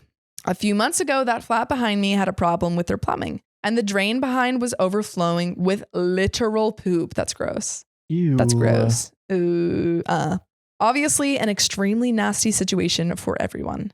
When the owner of the flats, we will call him T, asked if he could come round the back and check the drain, of course we said yes because we're not total a-holes. After he checked the drain, he said he'd need somebody to come out, check it, and drain it. We agreed, but made it clear we would need to be made aware before it happened, as stipulated in our rental agreement with the letting agent. He said fine, and we got notice before any work was done so we could ensure our gate was unlocked. I thought that was the end of it. And boy, was I wrong. Uh-oh. I feel like he didn't listen to their one stipulation. A few weeks later, I was at home and heard my front gate open. Uh-oh. I found it odd because my boyfriend wasn't due home from work for a little while and nobody knocked on the door. The door to my house is immediately next to the gate, so it's seconds between the gate opening and a knock. When the gate went a second time, I looked outside to find T walking away. Obviously, he had entered my property without my consent. Yo. You have to give 24. I mean, I don't know if this is in America because they keep using flats, but in America, you have to give 24-hour notice. Really? Yeah, for a landlord to enter a property. Oh. Yeah. I didn't know that. Or at least in California. I shouldn't be making bold general statements. I mean, I'm okay if my landlord shows up whenever. Like, what's good, Karen? Hey. Not actual Karen, though. Not actual Her name Karen. is Karen. Yeah, that is her actual name. That's her She's actual really name. cool. She's cool, though. She's not a Karen. She's not. Wanting to give him the benefit of the doubt, believing that he just wanted to check the drain one last time, I didn't say anything about it, just letting it slide. A couple of days later, my boyfriend, who had given him his number to deal with the drain issue, got a phone call from him saying he needed to gain access to the back of our property and why did we have our gate locked. So he only called them to check in after trying to get into their place. Wait, why is he trying to get in the backyard though? I don't know. He just says he needs access to the property, but it's wild that he called them after like trying to get into it. This is whack. Oh, yikes. As my boyfriend said, we were both at work and neither could come home to deal with his request. And if he needed something to speak to the letting agents, he just hung up. I spoke to my boyfriend and we collectively came to the decision that we would keep the gate locked at all times, even when we were in, because I didn't feel comfortable with him just walking into my property as and when he felt like that. And he did not like that. And there is more, but like, yeah, this is not okay. What, can you do something about that? Yeah. Because he's the landlord, but he's supposed, like, legally, based off California law, don't know about this place, you have to give 24 hours notice or that's a violation to the lease. But my question is, Is there something legally you can do? Or like, can you sue them? Wait, can you look it up? If a landlord does not give you 24 hours notice before entering your property, what steps can you take? All right. If a landlord enters a tenant's property without giving permission, given the required notice, it can be considered a violation of the tenant's rights. Ooh, the specific consequences of such a violation can vary depending on the local laws and the lease agreement. In some cases, tenants may have the right to pursue legal action against their landlords for these violations. Yeah. This could include suing for damages if the tenant can prove the landlord unauthorized caused damages or harm. Okay. Yeah. Okay, so there is legal action these people could take Yeah. if this continues. If this continues. But like, it seems like damages need to happen. Maybe, yeah. Get really expensive grass and be like, he stepped on our grass. On it. Or we just put plants right there. Yeah. Yeah, just like booby trap it, home alone it.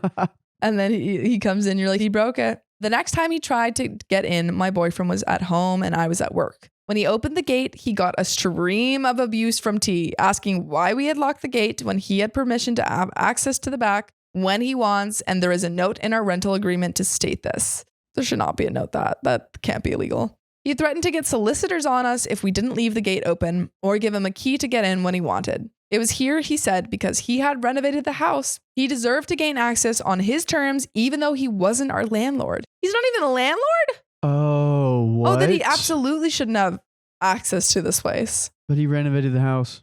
So But he took time to do that. that's crazy. That's like hiring a contractor and they're like, well, I worked on the house, so I deserve to live here. Yikes, dude. My boyfriend just told him to take it up with the letting agent if there was a problem and shut the door on his face. When I got home, I combed through my rental agreement and there was no such note in place. The only thing I could find about access was we require 24 hours notice for any work or access to the property, as I said, Yes. including the garden, unless it was urgent and they required access sooner. But they still had to provide detail in writing about any work that would be done, even within 24 hours. Because of this, I told the letting agent who had communication with T that he would have to ask for access to my garden via them, and I require the written notice as stipulated in my contract. They agreed to pass the message on. Things cooled a bit, but the problem with the drain started again. We could see it was Yo. overflowing, and apparently T was aware. But we hadn't heard anything from him or the letting agent about when somebody would come and deal with it. This was when I got my own back. I'm probably a bad person for this, but at this stage, I had enough. What do you think they're going to do? Booby trap? Booby trap. Booby trap. Poopy trap. Booby trap. Because of the drain. Right. Poopy trap. T turned up with the drainage company on a day that I was at home unwell. I was lying on the sofa when I heard a van pull up and somebody tried to open the gate. But of course, it was locked. The bell went and I considered getting up and answering the door. But when I heard T's voice, I decided I wasn't going to feed his entitlement. I just lay back down, stuck my earplugs in, and tried to go back to sleep. For the next 30 or so minutes, he tried to get in, constantly ringing the bell, knocking loudly on my window, shouting into the house, screaming at what I could only assume was my boyfriend on the phone, but I ignored it all. Eventually, he got the message and left. When my boyfriend came home from work, he came back to give us a verbal dressing down, threatening legal action again because he needed access to the property and we didn't provide it. I pointed out that neither of us were in when he turned up. My blinds were shut and nobody can see in, so he didn't know I was off sick. And he didn't give us the agreed notice that he would require access. And in the future, I will no longer be dealing with him. If he wants access to go through the letting agent and the next time I find him in my garden, I'm ringing the police for trespassing. He's still threatening me, so I told him to go for it because I get free legal advice due to a membership I had. And if he really wants to go down that route, be my guest. I've honestly never seen somebody shut up so quickly. He said he'd go through the letting agent in the future, and I said, good choice, and shut the door in his face. Nice. Hell yeah. After that, he solely dealt with the letting agent and followed all instructions once he knew I had access to free legal advice. The best part about this whole incident was he could have checked the drain from his own property and never needed access to my garden. What? He just wanted to flex his muscles and thought he could bully us because we're a younger couple. That makes no sense. Huh? Yeah, no, legally this guy is not allowed onto your property.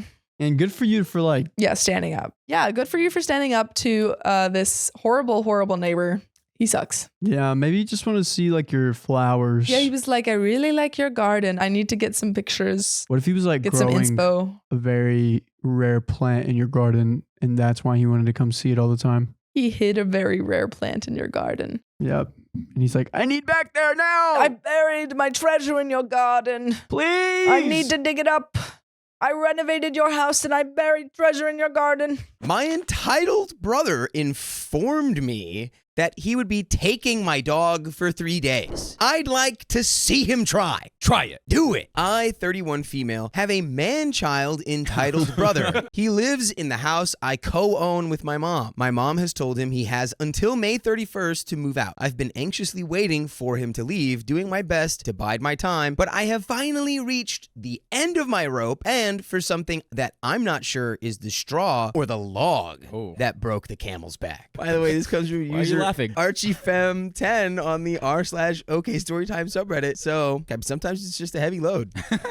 Last night, while I was in bed, entitled brother, quote, informed me he would be taking my dog, Spot, for 3 days on some fishing trip. I told him that there's no way he could do that. He says he wasn't asking. He was telling me. He said, quote, he's my dog too, and that he's entitled to take him wherever he pleases. Here is the thing, though. 9 years ago, entitled brother demanded a dog. I begged my mom not to. He had one previously, but he neglected it, and my mom ended up rehoming it, for which he never let her hear the end of. But, of course, she caved, and the same problem persisted. Entitled bro never cared for Spot. I ended up taking over his care. I paid for his vet bills, I fed him, took him to get groomed, etc. Things came to a head when we had to move in with family members, and they said we are not allowed to bring a dog. Entitled brother didn't do anything to find Spot a new home. It was now my problem. I found him a foster home where I visited him every day after my college classes ended, and was able to get him back 2 years later when we finally had a place to live again. Hey, so OP kept up this relationship with the dog the whole time. This is OP's dog. Yeah. Spot is OP's dog. Additionally, when I moved out of my house for a year, Spot went with me. Spot sleeps with me every night and has my name on all of his records. He is now 10 and has arthritis. He takes meds for his hips and his stomach, and he needs frequent bathroom breaks. Oh, and he hates the water. So, when little bro said he wasn't asking me, he was telling me, I knew that Spot would be miserable and possibly in pain that whole trip. He hadn't asked or even mentioned taking Spot before, so he is due for a refill on his pills tomorrow. Had I known, I would have gotten the refill sooner. I tried telling him Spot needs a lot of care, and he said, quote, yeah, so just give me everything he needs. And I was so irritated. You wait until the night before to tell me this? Then he said something that made my blood run cold. Quote, I could have just taken him and let you panic, but I was being nice telling you ahead of time. That did it. I don't know why, but every alarm bell went off in my head. I grabbed my purse, put on my slippers, and told Spot to get in the car. I drove to my fiance's house and slept there last night. I was going to move into fiance's house this summer, but now I'm asking myself, why the heck am I waiting? Everyone on Reddit keeps asking me why I stay home, and right now I can't remember any of the reasons I had before. I'm done. They're like, I don't know. Well, I guess, your brother sucks, but at least he showed you the light of like, oh, dang, I should just move out. Yeah. My mom is staying out of it right now, and I'm glad because I genuinely don't care what she has to say. I know she doesn't want me to go, but I just can't take entitled brother's little power trips. He can do whatever he wants to the house, punching holes in the walls, kicking appliances, calling the place a dump, but I draw the line at him taking my dog without my permission. Is he doing those things? Is that real? Sounds like Is it. he punching the walls? Sounds like he's a menace. He's just alone punching the wall in his room. Yeah, that was the final straw. That's my baby, and I'm not gonna just stand by while he does whatever he wants with my pet when I explicitly told him no, which is something that he rarely ever hears. P.S. I occasionally have asked bro to let Spot out for bathroom breaks since he doesn't work until the afternoon, and his response is always that he's too busy to do that. Well, he's busy punching the walls. Yeah, he's busy. Who's gonna punch the walls? I'm checking the appliances in the kitchen with my fists. I'm busy here. He has given me no reason to trust him to care for my dog for even a few hours, let alone 3 days on a fishing trip. And we do have an edit. My brother does not know where my fiance lives, and even if he did, fiance's 2 huge German shepherds would devour him. I've been practicing on these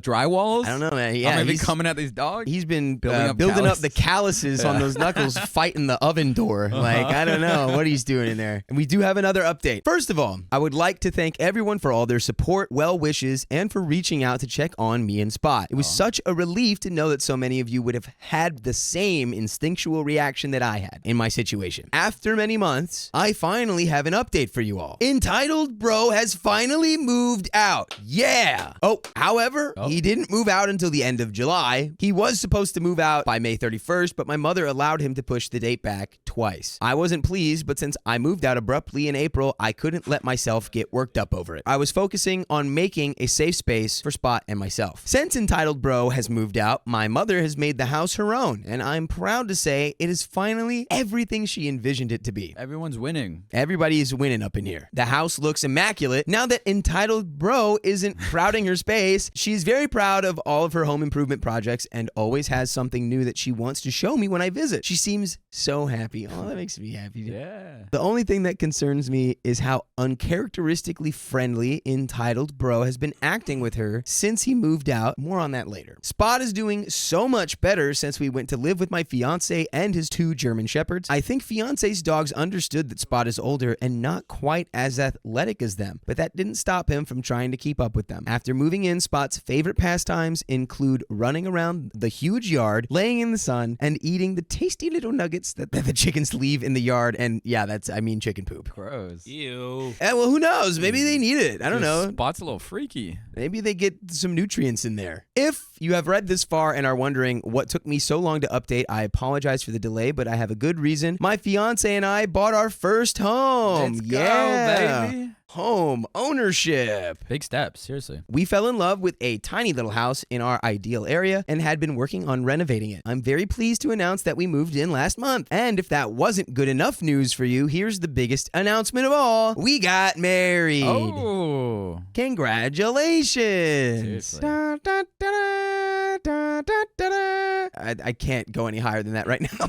You're so low. Yeah, because I'm so low and manly. Yeah. After all the hard work we put into the house, we knew it was the perfect place for us to tie the knot. We invited his dad, his siblings, and my mom over, and we had a quick ceremony in our living room amongst unpacked boxes and mix-matched furniture. It was perfect. But this wouldn't be an entitled people post without some entitled bro stories. Here are some of the highlights, for lack of a better term, of what I've dealt with since my last post. For the 3 to 4 weeks after I moved out, entitled bro would not stop asking, "Where's Spot? Where's my dog?"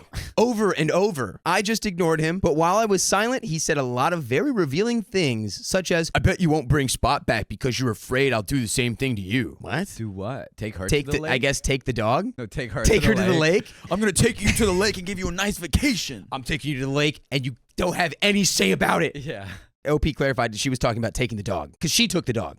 Oh, okay, got it. He was like, "I'm taking the dog to the lake." She's like, "Yeah, right. I'm taking the dog to my fiance's." I wanted to point out that the whole reason I felt the need to remove Spot was because he threatened to take my dog without my permission, but I didn't waste my breath. Not to mention the fact that all the medication and all the different it was just a bad idea to bring Spot to the lake, especially Spot doesn't like water. At one point, he got so worked up about this that he said, "Fine, don't tell me where Spot is. I'll find out." Which only solidified my confidence that I made the right choice. A couple months ago, he had information that I needed in order to help our aunt with a task. My aunt asked him to please send me the info so I could complete the task for her. He said he would, but never sent me anything despite how many times she reminded him. It got to the point where the deadline was getting close, so I had to call and text him multiple times. He refused to give me anything, saying that I, quote, "needed to apologize for being so rude," because I had the audacity to ask him for the information. I decided to act fed up and told him, "Forget it. Someone else can do it."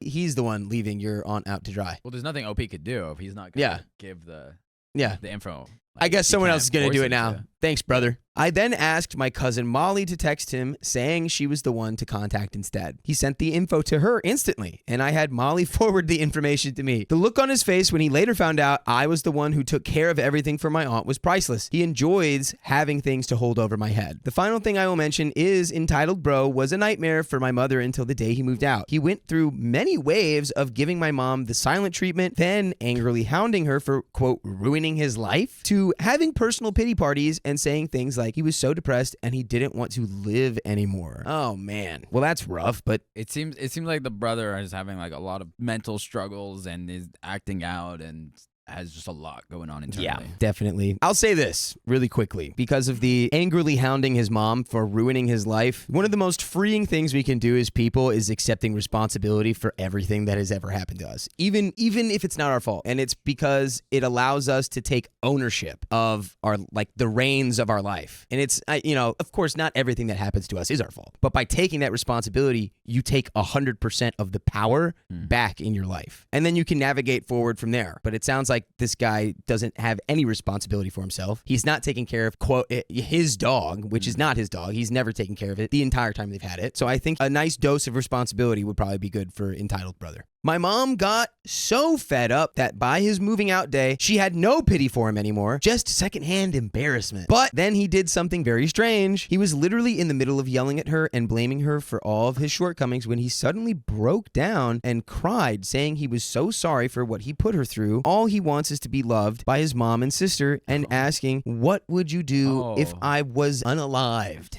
My mom said she thought it was a miracle from God and I tried to gently ask her if it wasn't more likely that it was just a manipulation tactic. She said that she is choosing to believe that this is a sign that her son is finally changing for the better. Well, if it's anything, it's definitely a sign that the son wants to change. Yeah, that like He probably just all feels these defenses and ways of Yeah. acting inappropriately are kind of like falling apart, and he's like, I need help. Yeah, the facade is dropping, and he's just like, I suck. Please help. I don't know what to do. I find it very hard to believe that he is actually changing for the better. So now he acts as if he was never the absolute HE double hockey stick spawn that plagued our home for 8 years. And my mom is so happy because she thinks that now her son is reformed. I think it's more likely that he is just trying to stay in her good graces because he wants to use her as a safety net. My mom claims that she would never take him back in unless it was a true emergency, but I don't know about that. That is the only thing about Entitled Bro that makes me uneasy to this day. By the way, you know what would make me the opposite of uneasy? Tell me. If y'all joined us when we go live every weekday at 3 p.m. on YouTube, Facebook, TikTok, and Twitch. Just tap our profile. We do have a little bit of story left. We're about to finish. But before we continue, I think in regards to the mom being like the brother has now turned over a new leaf, I think you just have to let her have that, because that's going to allow her to have the most peace. And people do change. People have the capacity to change, and he may have reached a breaking point and now does, want to change. Other than that, I have no interest in dealing with him and will not be including him in anything. He does not have my address, and my relatives know not to share it with him, although I have had to deal with a lot of drama these past few months. I am so relieved that I left that tumultuous home life when I did. If I hadn't, I wouldn't have a safe space for myself or Spot. I wouldn't finally have a home of my own with someone who loves me completely, and I wouldn't have married the sweetest, most supportive man. I'm so grateful to be able to write this happy update on my couch in my home with my husband at my side and my sweet Spot laying his head in my lap. Finally, And a that happy ending. The end of that story, and it's a good ending. My brother is a narcissist, but my family is insisting that I reconcile with him. For the first part of my life, I was unaware of what a delusional narcissist my brother was. Our family might have never known if it had not been for his persistent need to have the last word and force others to agree with him on any topic, especially political topics. By the way, this comes from user ChoiceAd3263 on the r/OK Storytime subreddit. Growing up, our parents encouraged discussion and debate about everything, ranging from politics, science, history, religion, and even conspiracy theories. We all grew up to be very vocal about our opinions because of this, and learned that it is okay if you don't share the same opinion or a view as someone else. You can let it go and move on with your life and the discussion. My brother, who we'll call Adam, did not learn this skill. As we got older, we would have discussions about hot political topics going on all the time. And more, he would get heated to the point of yelling in frustration if you did not agree with him. If Adam couldn't get you to agree with him on or see his point of view, he seemed to think it was the worst thing in the world. It got to the point where politics/social issues seemed to be the only thing he wanted to talk about, even with our mom. During one of these political rants, he blew up at our mom, unloading all of his true feelings about her and me, and I just can't forgive him for it. We learned that he views the world and the things that happen to him through a kaleidoscope. I will do my best to relay these events in chronological order through history. He's still upset about $10 I allegedly stole from him when I was 5. This is an event that I myself don't even really remember, but as an adult in his mid-20s, Adam still resents me for it. According to him, he hates that I took money from him and was never punished for it. When I asked my mom about this, she said she refused to punish me for something she has no proof of. She didn't see me take anything and had no proof that I'd done anything. And you were also children. Like, what are we talking about here? And told me that if we went out and I had money to buy anything, she would take that as an admission that I did take the money and I would be punished. She knew that I had no money at the time because I was 5, so taking Adam's would have been the only way for me to get any. He was also just upset in general that myself and our younger siblings weren't punished when he thought we should have been. As for why my mom didn't punish me, our mom grew up in a household where you would get whooped for anything and everything. If one child did something bad or was even accused, all the children got whapped. She refused to do the same thing to her kids. Number 2, our mother never allowed him to go out and get wasted with his friends as a teenager. A very weird thing to be upset about, but I digress. Our mom was, in his mind, a terrible parent for never allowing him to experience making mistakes as a teen. First, what parent allows that? Not to mention, if that was something he actually wanted to do, then he had ample opportunity to do so. Our parents would drop him off in another town and let him spend all day with kids his age to do who knows what. The only things that she told him were to keep his phone on him and to meet them at X place at X time to go home. If he wanted to get into any shenanigans, he could have. To hold resentment towards our mom because of this is crazy. He truly believes that if she had allowed him to experience these things as a teen, that he would have avoided problems with alcohol in his 20s. He didn't seem to realize that we have cousins that were allowed to drink as teens. Unlike them, Adam isn't spending his 20s in jail. Yeah, I was going to say, that's not how that works. It's like being allowed to drink when you're a teenager does not mean you don't have drinking problems when you become like a 20-something. I don't know. You get If it all anything, out of it's your probably system. What are the you talking exact about? opposite. You drink early so you can develop a healthy relationship with it. Yeah. Don't listen to that guy on probation or in rehab. Number 3, he was gifted a car as a graduation gift, but accuses our parents of being cheap and greedy because they wanted $100 for a part to make it work. That's wild. This guy is like, sucks. This That's wild. This guy is a self-absorbed narcissist. When he graduated high school, our parents gifted him a car. Adam had overheard them talking about this car and what they could do with it. The car had been sitting on our grandparents' farm for a while, and it only needed one part to get it working again. They bought the part, and our grandpa got it working, but they told Adam that he didn't have to pay them till after he had started working and saved up money for a while. That even gives him an easier out. This is so far he's mad that his parents got him a car. And also are like willing to not charge him for this part until like he gets a job. We got you a whole car. It's only going to cost you $100 spread out over an entire year. That is the best deal ever. Literally. That's the best deal ever. He didn't even need to take the car if he didn't want to. They weren't forcing him to. But of course, Adam sees this in a way only he can. Instead of viewing this as an opportunity for a good cheap car right out of school, he's upset that they're forcing it on him. He feels that they shouldn't be charging him for a car at all and says that they're terrible people for giving him a car that has baked in the sun for years. So you know what? Honestly, this guy's not sounding like a sun guy. This guy sounded like a black hole guy. Really? I would like, black hole is for when you want someone to become spaghetti and no longer exist. And immediately. Like, immediate spaghetti. Immediate, you are spaghetti and you don't exist. Even though our parents would never give him a car if they thought it was unsafe to drive, he was still upset. They are terrible, yet Adam sees himself as a saint because he gave me a van for free that had 0 brakes, a dead battery, a rear axle that was about to fall off if I hit a bump at the right speed, and a head gasket about to go out, a broken spark plug, tires that were balding, and the dash light didn't even work, so I couldn't drive at night. To be clear, our parents are terrible for wanting $100 for a part to make a car perfectly safe to drive. Adam is a saint for giving me a death trap for free. Number 4, our parents cheated him out of money over bills when him and his fiance moved back in with our parents. Oh God, this guy's got a fiance? Oh no. I feel bad for her. Do you think she's narcissistic too? I think you can't.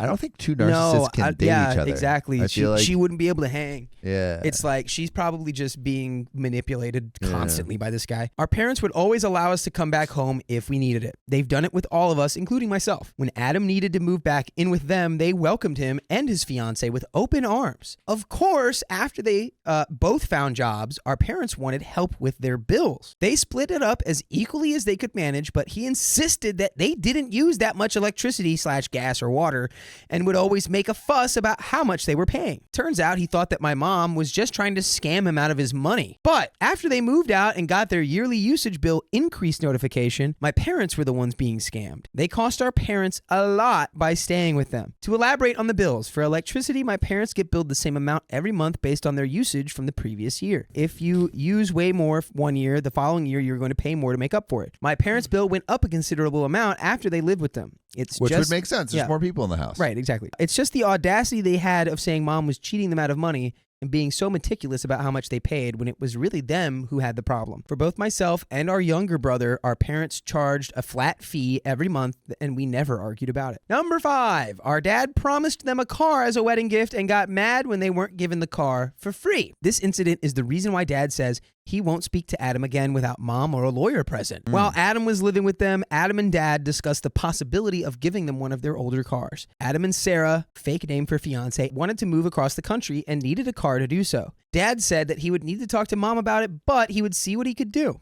All Adam heard was, "You'll get the car." Later, they said they would give him the car if they got to keep the RV Adam and Sarah had bought. Now, that might sound like a crazy trade, a car for an RV, but this RV was junk. Adam and Sarah had moved in with our parents with the intention of living in the RV after renovating it. They ended up gutting it, letting it sit in the backyard until winter, and didn't seal it properly, so the inside was completely water damaged. Not to mention the engine was crap and couldn't go above 40 miles per hour. There's no way Adam and Sarah had the money to burn for this RV, and they would never be able to make it across the country with it. If anything, our parents were doing them a favor and getting the crappy end of the deal. But no, again, Adam thinks they're just being greedy and going back on their promises. He insists dad promised him the car when he never did. Number 6. There's so many. There's so many It just reasons. doesn't stop. And they're all BS, I guarantee it. Our parents are abusive, authoritative tyrants. I'll be the first to say not every parent is perfect, but it baffles me. Our parents, our siblings, and even some extended family with this one. We didn't have a perfect childhood by any means, but it was far from abusive, especially when we have cousins who were literally taken away by CPS.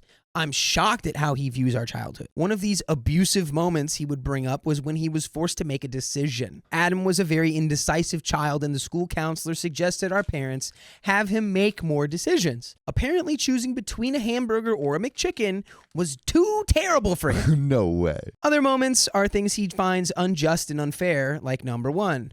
I'm not going to get into the political debates here, but just know his views on politics was a whole other point that helped to drive the wedge in our family relationship. That was all in the past.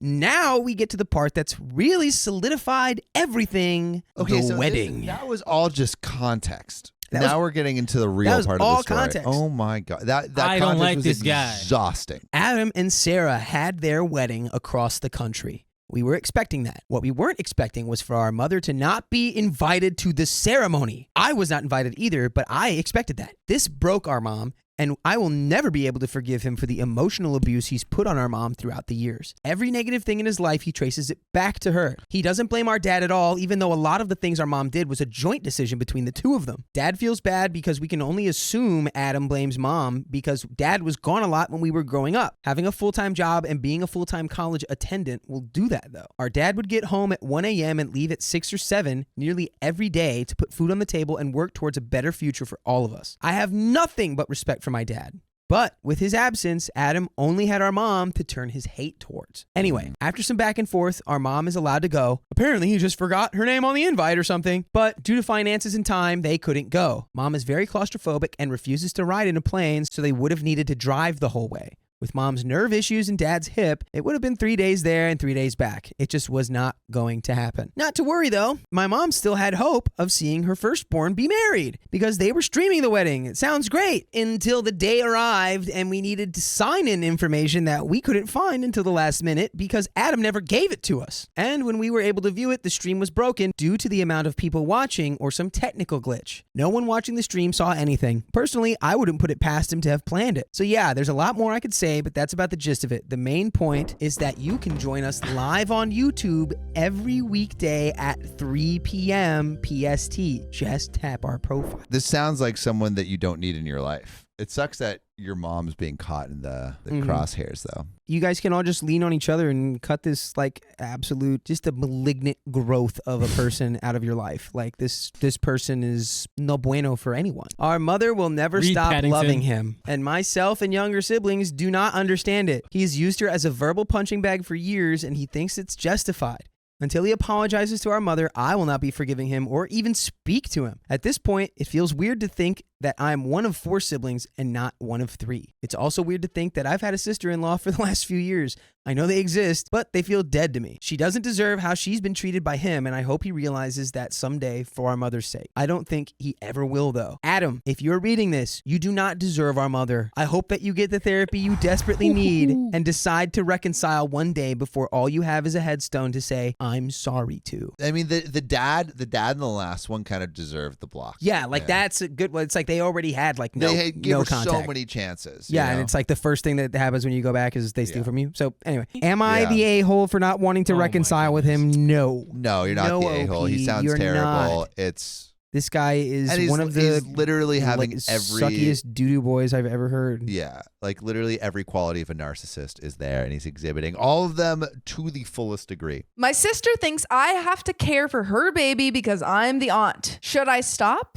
Miss Fleming says, so my sister is pregnant, and because I knit, she has asked me to make baby blankets and the like. I agreed to do so as a gift to her and the baby. I'm not charging her for my time or any of the materials I have used. I'm not making anything other than the blanket, as I often cook for her and her boyfriend, and will be looking after the baby for free. That was really nice. Yeah, that's good. Good So aunt. far, so good. So far, so good. The entitlement started when she messaged me to ask if I would do a photo shoot for her, as I did photography as a GCSE and own a camera. I asked if I would get paid, as I would have to travel to her and use my time to do the photo shoot and then edit the images. And she said, no.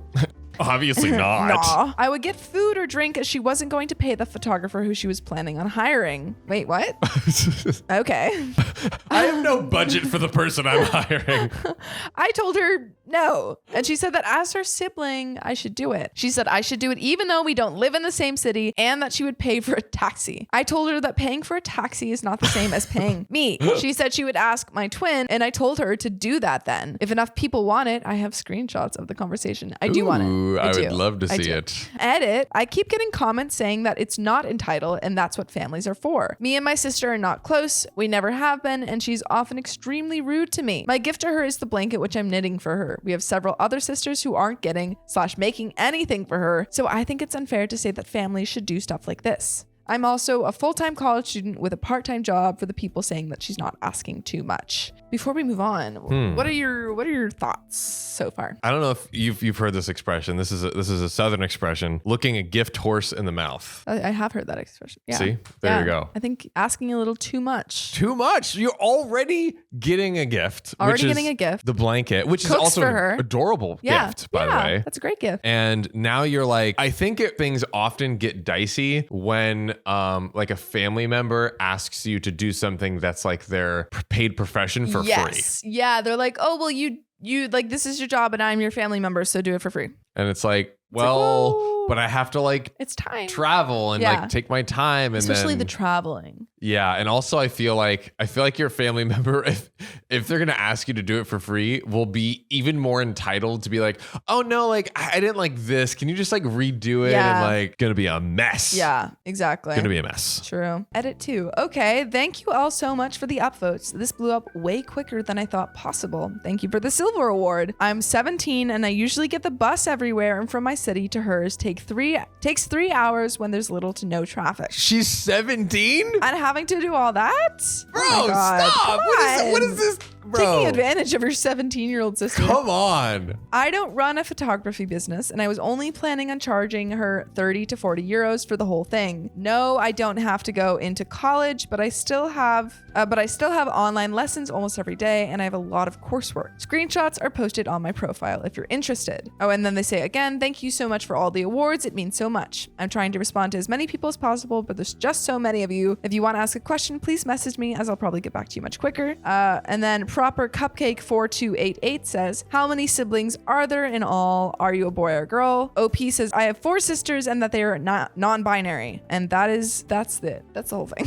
Wow. I mean, the level of insanity just went to 1,000 when we realized. I thought OP was like, I'm in college. I'm working a part-time job. Yeah, I thought they were like in their 20s. Same, like late, just by the like, I don't know, the maturity, like knitting. I don't know, like it's just something about OP just gave me vibes. Older She's like vibes. a mature, like older adult, 17 years old. 17 years old. Are you kidding me? Cooking. They've already said that have been cooking for their sister. They've been, what else? They Making a blanket. They made the blanket. Crazy. They're doing all these classes and they already offered to babysit. And then the sister's like, oh, well, you can just take photographs for me and, like take time out of your day to travel to wherever. Just do it. Just do it. Just do it. And I'm not going to pay you. I also love how the sister was like, oh, I'll pay your taxi for something that was it a few hours away? Was it 30 minutes, 40 minutes out of town? It didn't say. But like, I feel like a taxi, you're already probably getting to 30 or 40 euros at that point. Yeah. So it's like, just pay me. Yeah. Like, hello? Come on. What are we doing here? Come on. I think producer Riley was on his grind and did locate the messages the text that messages. were sent. Ooh, juicy. Okay. Might need you to do a photography photo shoot for me as lockdown till April, so the man might not be able to do it. Am I going to get paid? No. I wasn't paying him either. You can have food and drink. I'm already making you baby stuff, LMAO, but I might think about it. What's your point, my sibling? Just because I'm your sibling doesn't mean I have unlimited time. You really do, laughing emoji. God, my accent's so bad right now. All you lot do is run around after your mother. I have college and it's very time consuming. Also, if we're in lockdown, I won't be able to travel. Laughing emoji. Okay, bunch. You will cause social bubble is a thought. What You live in a different city. Social bubble. Get a taxi. You lot do it with grandma. Don't actually. She's been yours. But she's not traveling, not me. Still to the same social bubble. So you're not going to pay me for the photo shoot or the baby stuff and you want me to travel? When you lot get taxis, I do not pay for them. Yes, so what's your point? My point is my time is valuable and paying for a taxi isn't the same as paying me. I'll ask blank then, shrugging emoji. Tell mom to stop paying you as well, then for cleaning. Seeing as your time is valuable. Okay, you do that and I'll talk to mum about stuff that needs to be discussed. You do that. So Anyway, we did the skit. we did the skit. We've gotten like the full story context now. So Yeah. what is the official verdict of the sister? I don't think I actually took any of the conversation in. Yeah, same here. But I think from what I've gathered, the sister seems very entitled. Super Yeah. entitled. Yeah. Like just the fact that OP is 17. Come on. Yeah, that's a lot to ask from a 17-year-old who's on. in college, which is high school. Because I forgot that they were in Europe. Right. So they the call UK. high school college. Got it. Yeah. Okay. So yeah, it's Or is that just entirely too Australian? much. I think that's because it's an Australian thing, so should be a UK thing. Yeah. But either way, they're in school. They are. Because that makes sense because they're not in. She wouldn't be in uni. Yeah. They wouldn't be in uni. Sister's a-hole. Sister's the a-hole. OP, they're cool and Crushing it, actually. Yeah, crushing it. OP. Doing a bunch of work. Learning photography. Learning photography. Going to school. Knitting a Knitting blanket. a blanket for a baby. Yeah, no, they're crushing it. Crazy. But you know who else is crushing it, Sophia? This next story? Yes! Let's do it! I broke up with my ex because she wanted me to pay for everything, but now I regret it. Dude, sugar daddy, gotta provide. I, male 28, broke up with my then girlfriend, female 28, of 4 years because of money. Now, throughout my relationship with my ex, I always paid for dates, which I am completely okay with. All right. I paid for small trips that we take across the state, and she never had to drive a single time. She lived about 1.75 hours away and had a nicer car than me. I'd always pick her up and drop her off. I don't mind doing these things at all. Matter of fact, I loved it. I may not be a smart man, but I know what love is. OP loves to provide. That's why he's writing a whole Reddit post about this. Speaking of which, I love Throw Array Am I Broke on the r/OK Storytime subreddit because they made the story. Hurrah. Ooh. Things became tricky when she came to me with expectations about money a year into the relationship. She told me she expected me to start contributing to her bills, such as her phone bill, her nails, and her hair. Wait, that's crazy. Phone bills, that's a little bit too much. But that's not all. Oh, and that's not all. She also requested that I pay for her special cosmetic skin treatments, shopping, cosmetic products, and help her with her car payments. That's ridiculous. Although I've heard this argument, it's like, you want me to look pretty for you, don't you? Costs a lot of money. Maybe get a new girl who's prettier. Boom! Oh, I'm just saying. Get wrecked, You dude. can spend all this money. Listen, I got a natural beauty. We don't need any other extra. My wallet is still fat, so there you go. Do with that as you will. When we had this conversation the first time, it hit me like a truck. I thought I was being financially used, and I disputed this for months on end. At some point, she told me that the men she had dated in the past did all that plus more. Okay, then go back to him. Go back to them. Back to him right now. She wasn't lying about it. I saw the receipts. One of She them showed the receipts. She's Yeah. like, look here, see. Yeah, how did he get the receipts? That's crazy. One of them even took her on a vacation. I was not jealous about this or feeling insecure about it at the time. She told me that that's how relationships are, and I shouldn't be and I shouldn't see it as an expense, rather a token of my love and appreciation towards her. Bro, I hate that. I Dude. hate the manipulation is crazy. So just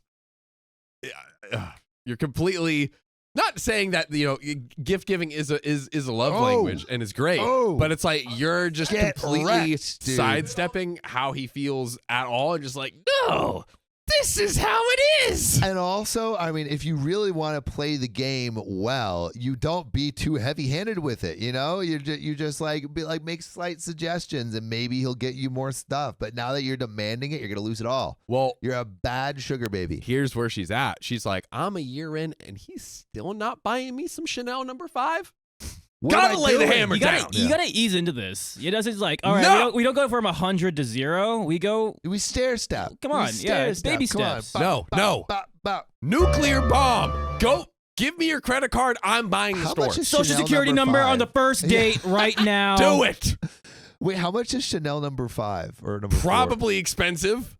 I don't. It shows that you've never bought that for a single woman in your life, not even your mom. Whoa. I don't. Yes. Wait, do you not love your mom? I'm so I guess do you love love my your mom. My mom hates that kind of stuff, though.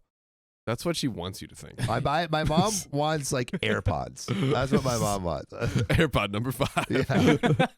The new scent that everyone's hearing. All right. But anyways, so she's told me that that's how relationships are. I shouldn't be seeing it as an expense, rather a token of my love and appreciation towards her, especially if I'm working towards getting married. All of my friends disagreed with this and told me to dump her, but I didn't. No. I didn't do it. Dump her. Dude, your wallet will thank you. Dumper. Right?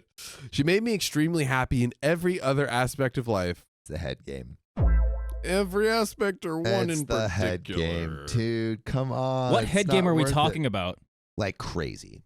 Like, Like crazy. like buy the store. Yeah, I know, Chanel I know, number I know, 5 type head I know. game. I know. He was like, I know. Oh yeah. No woman had as much of an had made as much of an effort to make me happy. Had made as much of an effort. It's the words. So, let alone a woman this attractive, because she definitely turned a lot of heads when we were out together. It's just a woman out of his league trying to siphon. Come on. Dude, It's a gold digger. Come on. hey, you know what? The best of us have fallen into that trap, my friend. I don't Have we? follow you. All right, fine. The middle of us. The best of Sam's. I was taken care of and deeply loved and understood so well, and even my bad quirks were accepted and appreciated. I don't believe it. I don't believe it. Dude, she's like, yeah, I'll accept that quirk, but like $20. Comes at a cost. Comes at a cost. Cost per quirk. That's what I'm talking cost about. per quirk. It's like a swear jar. It's Yeah. a quirk jar. A quirk. A quirk. Oh, that does not. That sounds very spicy. Sleep. Ooh, quirk jar. Quirk jar. So she said she understood I didn't make as much as the last men she dated, and she didn't want to compare, even though it's literally what she's doing. She said it was about the gesture and my willingness to do so. So that started with paying a few bills for her shopping, and for other things. Over time, I started getting stressed about money because I didn't have the funds to do the things that I wanted in life, like improving my standard of living. I couldn't afford investing or a house or a newer car. I also started to feel insecure because I wasn't earning enough money. Sorry, I'm done. Dude. Because of this. Also, I am just getting the lyric. It's Brittany Beach says she takes my money when I'm in need. I'm just getting the lyrics to that right now. Yeah. She takes my money when I'm in need. Because of this, I started to resent going on dates or other activities because I was struggling to financially keep up. I tried explaining to her that things were tight, but she said it was my job to figure things out and that she wouldn't compromise because what I was doing was the bare minimum. Yeah, dude, she's not going to compromise on that. Come on. Dude. She's not going to compromise. She's accustomed to a certain lifestyle. You know, she deserves it. She does. What is going on here? She felt disrespected or unloved when I said no to things. That, dude. Yeah, I hate this.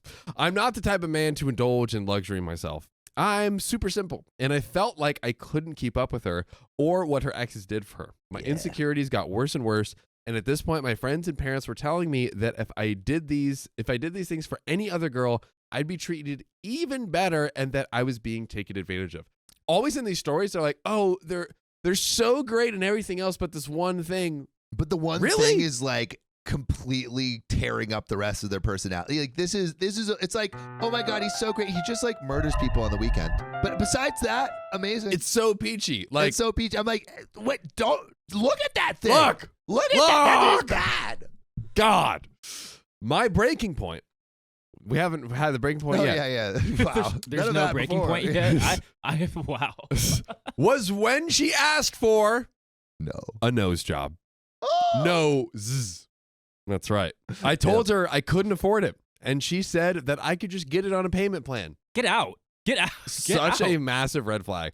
Also, Keon, the producer, could you look up the average cost of a nose job? $10K for sure. 10K. So, and we'll see. But some nose jobs I think are covered by insurance a little bit. If you can like say like your nose is like there was I have like a deviated septum, and I was Right. thinking about getting it fixed so I could like so I could breathe better. Get a sick nose ring.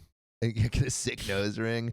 Maybe get a bowl one. I just want to make my nose bigger. Like Nice. could go out here. Bird vibes. Yeah, dude, bird vibes. Straight bird vibes. I could just you could really look like a pigeon. Yeah, and that's all part of my plan to become a pigeon. Wow. But I think I like insurance covers some of it if you have a deviated septum. Yeah, if you like make enough of a case or something like that. Okay, it's between. Yeah, go ahead. It looks like between let's just say 5 to 7,000, 8,000. $6,000. Yeah, let's just say on a median. So at this point, I told her that I had enough, and we broke up. Gone, done, finito. Good. We were on and off for a few weeks, bad, because we were still close and the love was mutual. However, we eventually drifted away. Good. Since then, I've been alone and reflecting on my decision. My friends and family did not like her at all and said that I was being taken advantage of. However, I keep hearing how it's becoming more common for men to offer to pay for a woman's things. Men enjoy taking care of their women. What do you mean more common? Like this is a tale as old as time.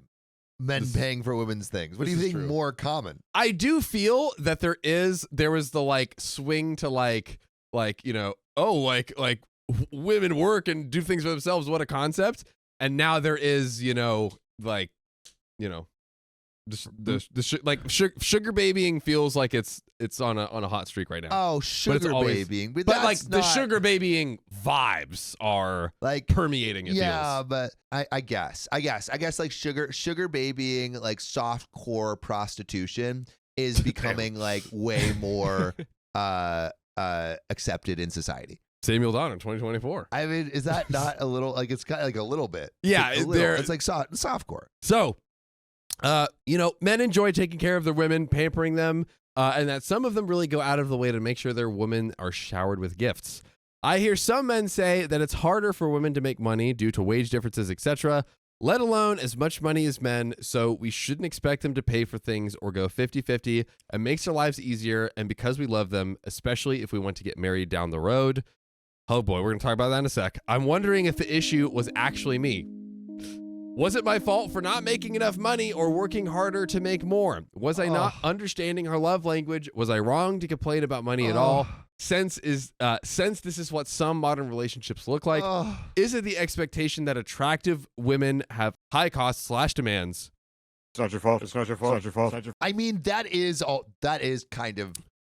like, that's not untrue. There is so there is a expectation culturally we live in a society, one can say. And also, if you're like a hot woman in your 20s, like you want to be on a boat, you're on a boat. You know, like you want to go to like Peru for free, you can go to Peru for free. Like there are ways to work it. And I think sometimes there is like an expectation, like girls and they're like very attractive girls in their early 20s just get a lot of stuff for free. Yeah. Because like with some of my friends at least have said that. So that's all true, but like at the end of the day, this is your relationship. So if you are feeling like, hey, look, I'm fine with like the things he was doing before, like, oh, I'm fine, like, you know, I'll pay for we do some vacations, some trips together, and like paying for her meals when we go out, and you feel good about that, that's great. But if you're like, hey, I don't feel good and I'm struggling under this pressure and like feel insecure and all this stuff, well, then that's not a good partnership for you. Exactly. Right. Exactly. And it's like, yes, there are women that will do that, but that just, like you said, is not going to be in a good partnership for you. Which could be totally fine if they both agree. If they you don't both have are to down. agree to this. You don't have to agree to this. This is not every woman. This is not every relationship. Like most of my past relationships have been like 50-50. Yeah. There's still more. Okay. There is an edit. I did not expect this post to blow up overnight. I appreciate everyone's kind words and support. It's giving me more confidence in my decision. I have not gotten a chance to read all the comments, let alone reply to everyone. But I do get the general consensus that I made the right choice. You did, and need to evaluate my values moving into my next relationship, whenever that might be. To answer a few general questions, there weren't any cultural differences. I got my credit card back when we broke up. What? That is... Oh, he just gave... You gave her your credit card? Bro, that's terrifying. Red flag. That is, red flag big time. Red flag city. And there have been no charges since then. Okay, at least she's got some scruples. I feel like she's basically like, I can't get any more. Take your dingy little. Yeah, your credit's not good enough. For me. Right. I want to be with someone that really cares and has an Amex. Platinum credit card. Not platinum. You take your black card and get out of my face. Gross. Ick. We spent nearly every second of the day talking, even if we weren't together with each other, like at work, etc. And I will consider therapy. You need therapy, my guy. I don't intend to date for a while. I spent a lot on this girl over the past 4 years, and I will need time to recover that amount and work on investing. Oh, man. I've definitely gone through phases of spending too much on girls that I've just met. It happens. It happens. It happens. We get swept away. It happens. It happens. And I'm working on improving my quality of life. I will also focus on building my career and more healthy relationships with my friends and family. And you can build a healthy relationship with us by joining our live every weekday at 3 p.m. PST. Tap the freaking profile. Nice. Again, I can't express enough gratitude to everyone who took the time to comment, provide support, insight, and share their experiences. Thank you. Do we blame her for wanting that? It like almost like leaving and going and finding that? Like, is it okay for her to go and seek out what she's seeking in another relationship? You know, I think it's fine for anyone to seek out any kind of relationship context that they want, but just know that you're setting up a transactional relationship for yourself. Like you're essentially saying, this is how much my love is worth and you can pay for it. And the more that you pay, the more that'll be attached to you, right? So like that is a thing that you can do. Is it a healthy thing that really promotes depth with a partner? No, I don't think so at all. But is it something you could do? Sure, yeah. Like, you know, if you want to fucking do it, do it. Yeah, that's a good point. Yeah, like if she wants that in a partner, honestly, more power to her. Like again, if two people want the same thing, like that is a good point though. Some people want to pay for their love. You can do that. That's sad, but you can do that. Or just like it can go, I think, into a much healthier area of like gift giving as a love language and caring for the partner as a love language. So, but I do think it is a very slippery slope. Slippery slope. As long as there's no expectation from your partner of like, you have to pay for everything for me, or again, they give you gifts. Sure, that's great, but also, I don't know. Like some people love doing that. Yeah. If you can do that financially without being stressed out, great. All And I the think power to you. That's what the issue with Yes. OP's situation was, is like he was doing it to the point of like not having, like he was like, she was taking his money when he was in need. Yes. And she didn't care. Exactly. She didn't care that he was like stressed out or No. like I don't have the funds for this, but I'm gonna keep doing it and look where it like got him. And You know? I'm not saying she's a gold digger, but she's not going to be with anyone broke. You know, he's starting on the mop. You know, next week it's the fries, Next but week the fries. it's a long It's a long road. It's a long road, you know, but Yeah. I think he's going to get out of that Datsun. That's true. Into a- there you go. All right, let's All get right, into all right, this all right, all right. next story. So I told my wife our relationship is far from equal, but she doesn't care. So I'll try to keep this short. Both in our 30s and have been together for 17 years. I, male, am the sole provider for my family of 6, partner and kids, 2 high-energy dogs. I work 5 days a week and sometimes work on weekends if we need a little more cash. My partner is a stay-at-home mom and hasn't worked since our eldest was born by her own choice. This comes from Polly Throwaway on the Best of Redditor Update subreddit. So I wake up at 5 a.m. and take the dogs out, prepare kids' lunches/snacks, ensure all school essentials such as bags, etc. are at the front door, then head to work in a physically demanding job. Kids are picked up for daycare, school at 7 due to after-school activities and clubs, etc. They're not home until 6. I come home at 7, make dinner most nights, help with homework, do bath time for the Bath little time? ones. I thought maybe it was like his wife was named Beth. Do bath time for the little ones, do dishes, take our dogs for a longer walk, put little ones in bed if the house is a mess, and then I will, of course, clean it. What is she doing? So she's a stay-at-home mom, but she doesn't do anything? What is she staying at home for? I pay for everything: mortgage, bills, insurance, groceries, clothes, toys, technology, after-school activities, dates, a woman to deep clean the house once a month. My partner wants to go on a 2-week-long vacation with her friends, which will overlap with the weekend I had planned with my brother, who I rarely get to see as we live so far away. She wants me to cancel my trip as she's tired and needs a break. We got into an argument over it in which unkind things were said on both sides, but I am unwilling to budge on this. Don't How budge. do I get through to her that I need some rest? TLDR, I pay for everything, do housework, childcare, etc. While wife is a stay-at-home mom, she wants to go on a 2-week-long vacation with her friends, which means I won't be able to go on a weekend trip with my brother, which was planned well in advance. We argued, in which she told me I need to help out more, and I basically said, what's in the title? How do I get through to her? Dude. There is an update. There's more additional information, but I would love to know from all of you, what do you think you would say to your wife? This is giving the dog that is on the couch and they do like a really big sigh after being home all day for and sleeping for 16 hours. Yeah. You know, sometimes it's tiring sleeping so long. You're like, I need a little bit more sleep. Like, look at Ava. Look at Ava. What has she been doing? Nothing. Well, she went on a walk this morning. She right? did. I took her on Do you a take her walk. to the dog park? No. I took her to the dog park yesterday and she got along with the dogs. Aw. Well, actually not get along. She just was antisocial, but she was like there with the other She dogs. watched them. She watched them. I mean, how do you get through to her? You just say like, hey, I feel a little bit overwhelmed. Yeah. I feel right like I'm now. doing a lot of, I'm picking up a lot of the slack. I feel like right now, like this is what's on my plate, just so you know. Blah, blah, blah, blah, blah, blah, blah. I would love to know what you feel like you're doing that is making you so stressed and tired. I would love to know what you feel like you're doing. Yeah, sorry. No, that's actually, no. What are you doing that makes you so tired? And maybe that would allow you to see from her perspective first before going into her. But I think you got to get curious before. Got to get curious before you get confrontational. Mad. Ooh, This is a good curious one. before confrontational.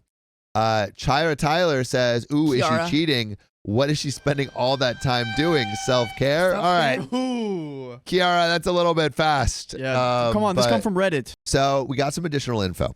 Hello all. Sorry I haven't replied to many comments, but I have read most of them. I've seen a couple questions I'd like to answer and figure that making a post would be better than replying to individual comments. My children are between 16 and 6. My wife doesn't take anyone to their club/activities. Younger children's school finishes at 3 p.m. Their clubs are in the school. Older kids finishes at 3:30. They stay in a club until 4:30, then go to youth group. with their cousins until they come home. My eldest make their way to and from school on their own, while my youngest are picked up and dropped off. Kids are, of course, able to eat breakfast at home, but often enjoy eating with their friends before school at 8. My wife doesn't walk the dogs because she doesn't like to, and frankly, they don't like her. I enjoy my time walking the dogs because it allows me some time to think. We have a large yard with dog houses, toys, and some agility equipment for them to use while I'm gone. They also get mental stimulation through Kongs and puzzle toys, which have been prepared and stored in the freezer. What does my wife do all day? That's the real question. That's a real question. Honestly, she's not isolated. She often tells me of things she's done with her friends, sister, mother, etc. Mistress. She goes to the gym, does and enjoys her hobbies such as embroidery, design, knitting, and some jewelry design. She changes what she likes to do, says it keeps things fresh. Housework-wise, she does the laundry. I fold and distribute it later. So you mean she puts stuff in a washing machine? Yeah. She throws stuff into the laundry. That's the easiest part. The hardest part is folding it. She will give dogs water and prepared meals / enrichment. What does that mean? Like throwing the ball every once in a while? We have those robot vacuums and air purifiers to deal with dog hair, but my wife will vacuum if needed. I wipe countertops, put dishes in dishwasher after meals. Older kids take care of their own rooms / bathrooms for an allowance. Have you ever not truly noticed something until it's right in front of your face? I was so mad because I wanted to go to my brother and she wanted to go on vacation with her friends. Yes, she wants me to pay for it. Well, she doesn't have an income, so I guess that makes sense. She needs to maybe get a job. And things have been like this for so long that I didn't see how unfair and imbalanced things were until I truly started to look at how our duties were distributed. You've all given me a lot to think about. I'll answer some comments later. And there is an update. Ooh-wee. But I think it is one of those moments where it's like, this has been going on for so long. It's probably been a slow creep of OP taking on more and more of responsibilities in the house. Yeah. And he's just realizing now because he's overwhelmed that this is not what he wants to be doing. This is not how he wants to be treated. And this is not what a fair and equal partnership looks like. And maybe, she hasn't really thought about it. So like give her the opportunity to realize that what she's doing is not working. Is not working. I mean, yeah, if it's not working for you, OP, it's not working in the relationship. Yeah. And you need to be communicative before it just breaks down. Yeah, exactly. OP, I would talk to your wife ASAP and be like, hey, like I'm feeling overworked and overwhelmed right now. And I know it seems like you might be too. Can you tell me like why you're feeling like that? Yeah. And both try to understand each other and try to understand her first, even though you feel slighted. I think it will turn out better if you try to understand her first and then give your side. Indeed. Seek to understand before you seek to be understood. So here is the update. And Sophia, it is not good. Oh, it's not good at all. But it's not totally bad. Oh, I know. I knew it. Because apparently I've sprouted a backbone. Woo! Let's go, OP. A lot has happened, and I feel like my world is falling apart. This will be long. The following 2 paragraphs are some more background context. So, some of you suggested that I enable her behavior, and I'd like to address that, which maybe you have, OP. Yeah, maybe you just kind of let her do it. Have you ever thought that it's your fault? Have you ever thought that maybe you're not doing enough? Yeah, exactly. Honestly? Maybe you should just stop complaining. We're joking, by the way. To explain how things got this way to begin with. My wife worked from age 16 to 20, but I'd often come home after work during these early stages of her pregnancy, and she would tell me how bad the morning sickness had been and how she was getting in trouble at work for being late or not turning up due to the issues she was having. One night, after a long discussion about things, she suggested that it would be better and better for her and the baby if she stayed home during the pregnancy. I was reluctant at first because we weren't exactly swimming in cash, but ultimately the health of my wife and child were more important than a few months of added stress. To save money, we moved in with my wife's older sister and her husband. We split rent and utilities, but we're still saving some money. The pregnancy wasn't easy on her. She was often cranky, uncomfortable, and as a result, could be quite mean, rude, and a bit handsy. Ooh, fun. Does that mean handsy as in like frisky, or is handsy as in she like slapped the shit out of you? It's like, yeah. Which one of those is bad? So after further discussions with my wife and her sisters, I took on more of the household duties, such as cooking, etc. When my eldest was born, my wife's sister helped with childcare while I was at work for the first year. But after, she and my wife had a fight when he was about a year old, and we moved into our own place. But my wife struggled during the day when I wasn't there to help, so we ultimately decided to put him in another daycare facility. So it seems like she just can't do anything. I would drop him off on my way to work and would pick him up on my way back. Why doesn't she do that when I finished? Once home, literally, what is she doing? one of us would cook dinner while the other watched the baby. Back when we had no pets, so household duties weren't too much and could be handled by a couple hours cleaning on Saturday or Sunday when we could split it between us both. When my son was 3, my wife's sister offered to get her a job where she worked. My wife had to do an interview, but my sister-in-law was confident she would get the position. My wife was reluctant and nervous about returning to work, but attended the interview and was offered the job. Okay. I don't remember much of our celebrations that night, but it ended in the conception of our second child. Damn. My wife told me when she'd been stuck at her new job for just over a month about the pregnancy. She stuck it out a couple more weeks, but was fired due to not turning out for shift. Why is she not doing? She doesn't sound very accountable. That's the thing. It's like you can absolutely go on maternity leave if you need to, but there is a way to do it that won't get you fired. Yeah. Well, it sounds like the same kind of things that are coming up in her work life. Are what is happening at home. Yeah. I asked one of her doctors about the issues she was having so early on in the pregnancy, back pain, leg pain, nausea, but my wife cut me off before I could finish and asked me to leave the room. I wonder if she's just kind of exaggerating all these things. I think she's exaggerating to get out of work. Yeah. She's like, oh, I have my back pain. Oh, everything hurts. I can't work. And then she's like, then she talks to the doctor. She's like, actually, everything's fine. Don't worry about it. When we got home, she berated me for speaking to her doctor like she was a child and told me that if she wants something brought up to her doctor regarding her pregnancy, that she would do it herself. I had embarrassed her because she knew her body and knew what was normal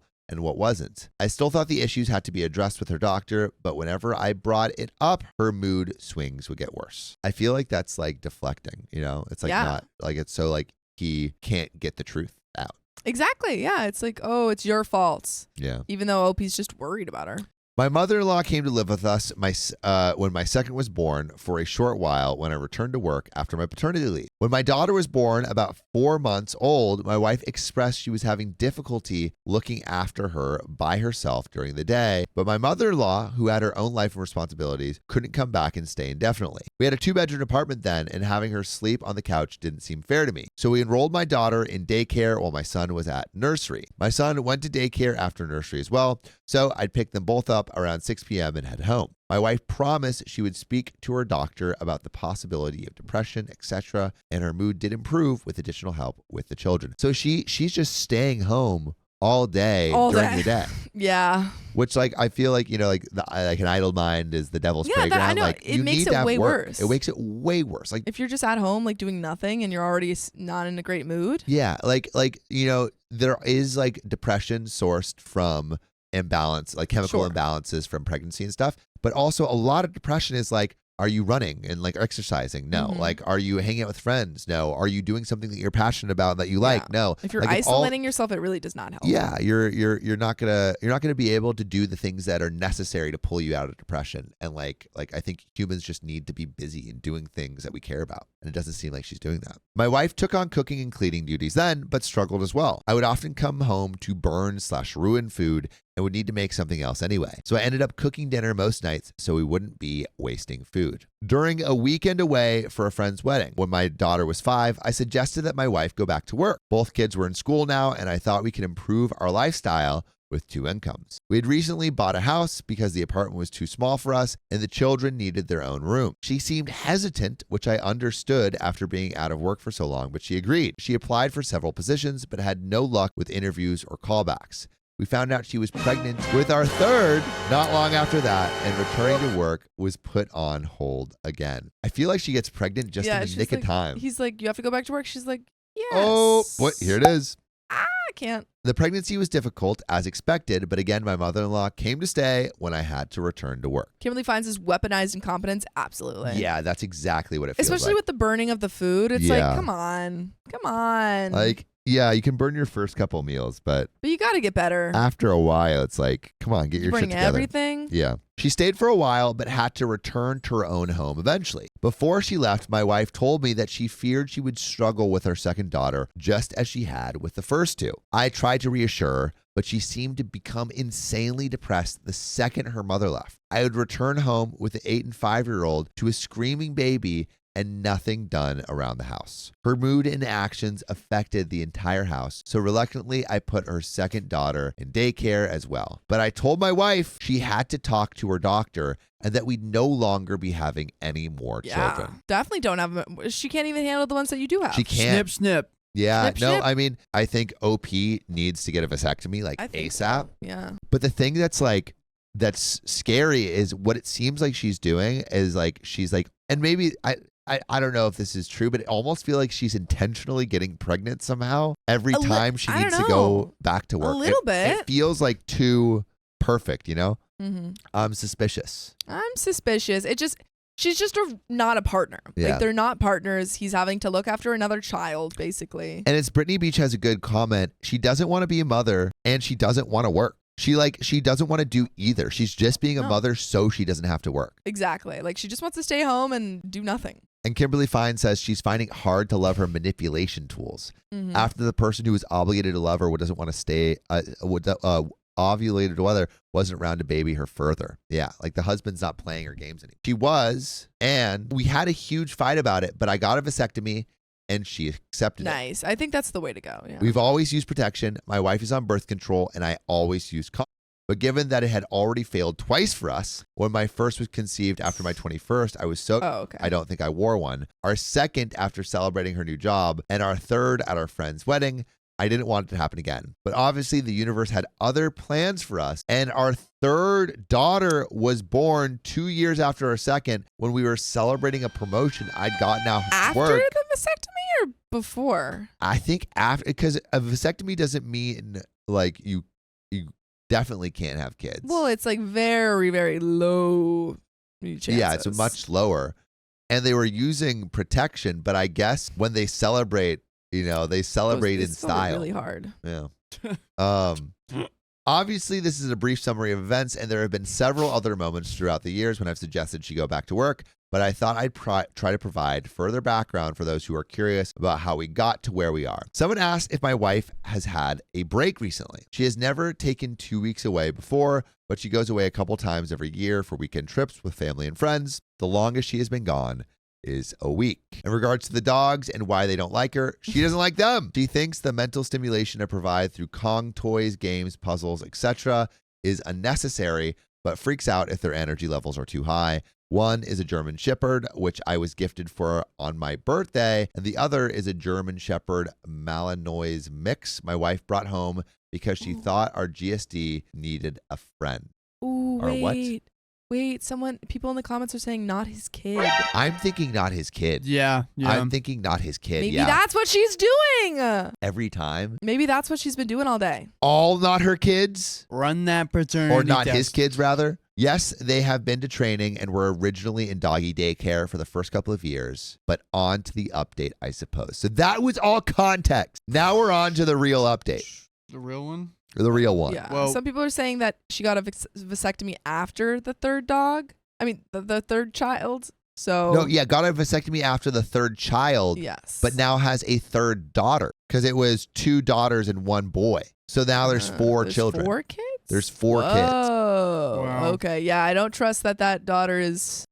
Yeah, 4 kids. And John just stepped in. So TLDR for John, TLDR too. for Johnny Boy. Johnny Welcome Boy, back. he's Me. back. I'm fixed. How are your knees? Stronger than ever. Show me those things. Dude, he laid me down and made me stretch him. Yeah? It's basically just like the exercises for like 6 to 8 weeks of Yeah. precise strength training to come out stronger than ever before. But I was literally like, I don't know if he was bending me over. And it was just looking at that crotchal region. Yeah, he was looking. Actually, it's so funny. He was like, "Hey, so like, what do you do for a living?" Oh, like I'm a content creator. He's like, "Oh, you work for? Oh, yeah, yourself. Okay, yeah." I was like, "Yeah, but I do like a lot of like man on the street stuff. We're gonna do like a lot more of it." And he's like, "Oh, so like Hawk Tua," and I'm like, "Actually, exactly like that. like we're out 5 to 6 hours getting like pounding the pavement, getting as many interviews as I can." That's so funny. It was Oh my great. gosh. Shout out to him. I forgot his name. Shout out Hawk to a girl. Yeah, how's that Talk to a podcast? Is it We still gotta get her on the show. Still number 3. Still number 3? Number 3? Yeah, of the podcast. Let me look it up, but I'm pretty sure it's that. Oh yeah, we gotta get her on, dude. 4th on the list of the most popular podcasts in the U.S. On What's Apple? Yeah, It's rated 9 out of 10 on the IMDb. IMDb. Wait, what are the Number 10 on Spotify in comedy. Okay, that's impressive. That's still impressive. That's impressive. What are we on Spotify? I don't. Are we ranked on Spotify or just Apple? Boom! Number 10. Hey yo, let's go. Number 10. Improv. That's not bad. That's pretty good. Nope, let's go. That ain't bad. Let's Where go. are we? Where are we on the comedy podcast though? Oh, look at that! Look who's underneath us! Who? Yeah! Who? Yes! Look who's underneath us! Wait, I can't see. Almost It's the Friday. improv! Get Almost Friday wrecked. against you guys! Yes! Yes! Oh my gosh! We did it! We did it! Dude, honestly, we've been beating them on the whole for a long time. For a while. Yeah. For a while. Next is Morgan. We're doing Oh my okay. gosh, dude. No one doesn't my answer our gosh. DM. Yeah, dude. After I talked to you on the Yeah. street in front of a Trader Joe's. Come on. Oh my gosh. I think come You on. guys are getting all the tea today. Log in. I gotta sign up real quick. God, guys. it really would be good to get in a real podcast beat. That would just make me happy. Wait, I didn't tell you this, but when I was at Comic-Con, you know the guy, do you know No Cap on God? No. He's the biggest douche ever. And Let's start a beef. he was terrible. Yeah. I saw him on the thing, and his camera guy starts harassing Christian and like touching him and stuff. And like I didn't see this, but like he was like asking like Christian a bunch of questions. So I started asking his camera guy him, who he was acting as a camera guy, a bunch of questions. Yeah. But then apparently other guy kept like touching Christian. You know how Christian had, like you have to do a lot to not to like upset He's a gentle Christian. cat. Yeah, he was like apparently kept pushing and touching him, and Christian's like, dude, like he's like, hey, like can you like back off? I'm just trying to film. And he's like, hey, can you just back off? Yeah. And then he's like, dude, if you don't back off, I will push you. Yeah. And this guy was he was the worst person. And I was like, oh, dude, I've seen like some of your stuff online. Like it's like some of it's kind of funny. And he's like, yeah, whatever, dude. And then yeah, and whatever, dude. Basically something like that, dude. And I'm like, and literally at that moment, someone from the OK fam was like, No. Sam, what's like, Yes. And then like, we show love. And then we show, dude. And then I was so excited. We took a picture together. Dude, they really do come in at the best times ever. Best time. And then like I had like a little chat with her. She said she watches us on TikTok, and I went back and I'm like, don't worry, bro, you'll get there one day.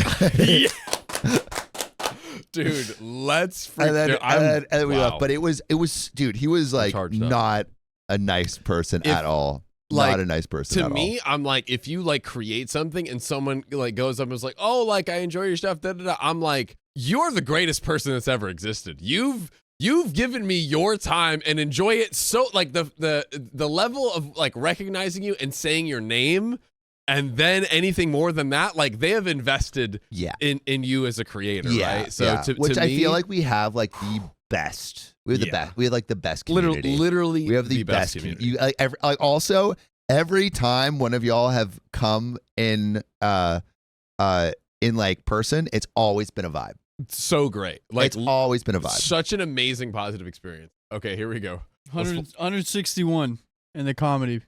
Let's go. But 11 in improv. That's not bad. There we go. That's not bad. So yeah, that was my hot tea. That was good. That All was of important. that, by the way, is on camera. So exposed. Let's please. Dude, let's make a list of all the people we can expose. Dude, let's just get in a bunch of podcast beef. Yeah, I would be dude. so happy. We have like 20v1. We got 5 people on the list. Yeah, we just have people that have like just not given us the respect we deserve. Which that is exactly how beefs start. It's like one thing of disrespect, and then we blow it out of proportion. That is exactly how it's supposed to work. I love it. Yeah, not a Pokemon says, who are they though? Oh, no one. Who are they though? I don't even know. That's it. I never heard of him. Yeah, never heard of him. I'm gonna hang this on my wall. I love that. This. I love it so much.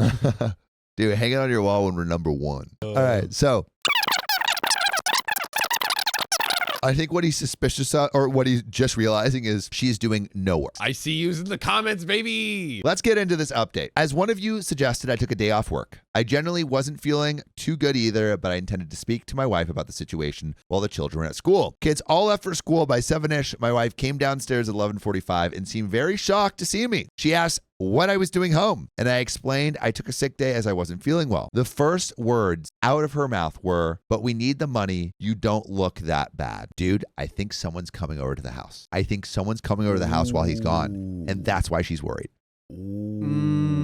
So she does have another job, giving out hands. Ooh. Smart. I made a face, and she quickly asked what was wrong and asked me if she could get anything. I asked for a water, and we sat on the couch, but soon her phone rang, and she went off into the kitchen to talk. She came back a while later and asked if I wanted to get something to eat, and I said we could make something from the kitchen. She said she wanted to go out, and I said we could order takeout, but I wasn't in the mood to go out. The dogs had been sitting by the chest freezer, waiting in the pantry for their lunchtime enrichment for 10 minutes now, and I asked if she was going to feed them. She flopped onto the couch and asked me to get it. I said no. She asked again, and I said no again. She glared at me, but eventually got up and gave it to them. She asked me to take her out again several times, and I kept saying no. I was starting to get a migraine, which I told her, but she kept asking, suggesting we should go shopping. Dude. She could get her nails done and we could enjoy the day together. I refused, said we had something to talk about, and she said we would, then just went upstairs. She came back down 40 minutes later, dressed up, and said if I wasn't going to take her out, she'd go herself. I tried to get her to sit down so we could talk, but she blew me a kiss at the door and rushed outside without even locking it. While she was out, I took some of your advice and canceled the cleaning lady we have. I apologized to her as I really did like her, but she was very understanding and I think we parted on good terms. She returned home at 8 p.m. and immediately asked where dinner was. Oh my God. The audacity. The audacity.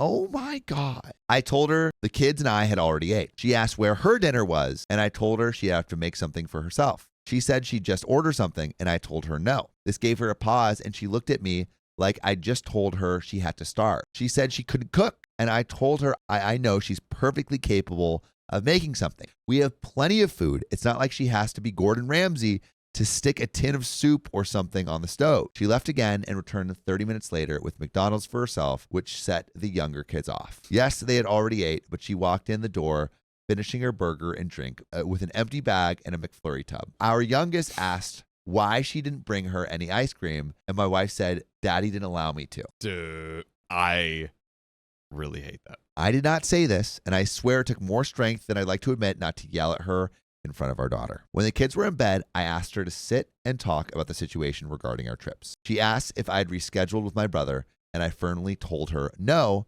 and that I wouldn't be. I tried to have a conversation. I explained I felt our duties were incredibly uneven and that I'd like for her to take on more responsibilities with the children and the house. She argued that she does enough, and I asked her to make a list. What did she do? Oh no. Comparing lists. She put laundry down, feeding the dog, making doctor's appointment, and grocery shopping. And I brought out my own list with everything I've told you guys so far and added that I created the dog's meals. She simply has to give it to them. I fold and distribute the laundry, take kids to the doctor's appointments, and that the groceries are ordered through an app on her phone, delivered to the house, and I put them away. She just uses an app. Yeah, dude. She's probably do Amazon Priming those groceries. Yeah, she already has a set list, so she just has to press buy again, you know? Yeah, dude. True. It's not that hard. It takes 5 minutes. Also, the level of free sponsorship in this episode is too high. Sorry. I didn't think of that. It is a lot. It is a lot. She got up then. I asked what she was doing, and she said she was going upstairs. I didn't argue. I didn't want it to resolve to an argument and wake the kids up. She was visibly shaking with anger. A while later, I went upstairs as well. She was on the phone to someone when I entered the room. She demanded I leave and go sleep on the couch. I refused and climbed to bed. She hung up the phone and demanded again that I sleep on the couch, and again I refused. She grabbed me and physically tried to drag me out. Dude. That resulted in a fight, and I ended up sleeping on the couch because she was going to wake the kids up again. The following days were much of the same. I have stopped folding and putting away her laundry. I do it for myself and the younger kids, and my two oldest take their piles and put them away themselves. I still cook for the kids, but have told my wife that she has to make her own meals. Petty, I know. I think my eldest heard us arguing because he asked if he could take the dogs out for a couple walks with his friends during the week. He says he's enjoying it, but I think he and my wife had an argument the other day because he's been very distant with her and things feel off. He asked me about 3 times if I love him, and of course I told him there's nothing he could ever do to make me not. Yes, I've tried to talk to him about it, but he doesn't want. All right, I have an ICU. Oldest found out that the wife is cheating and wants to tell him. Ooh, yeah. Yeah, because that's why he wants that reassurance. Yep. He's like, if I tell you anything that could mess up your marriage. Yeah, because the wife probably knows and said, if you ever tell him yada yada yada. Yeah, he'll never love you, dude. No way.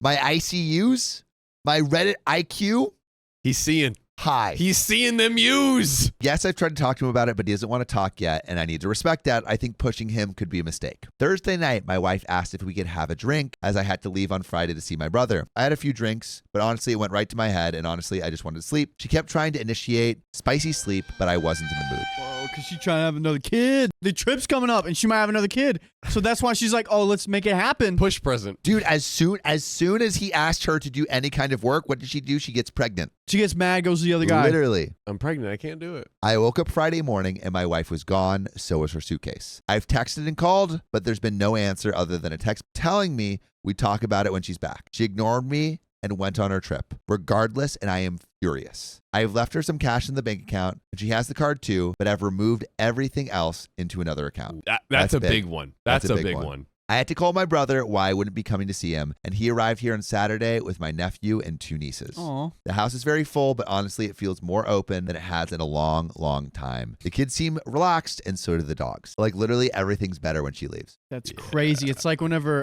in The Office, Luke leaves and everything's better. The Michael's nephew. I just watched this episode. Oh, yeah.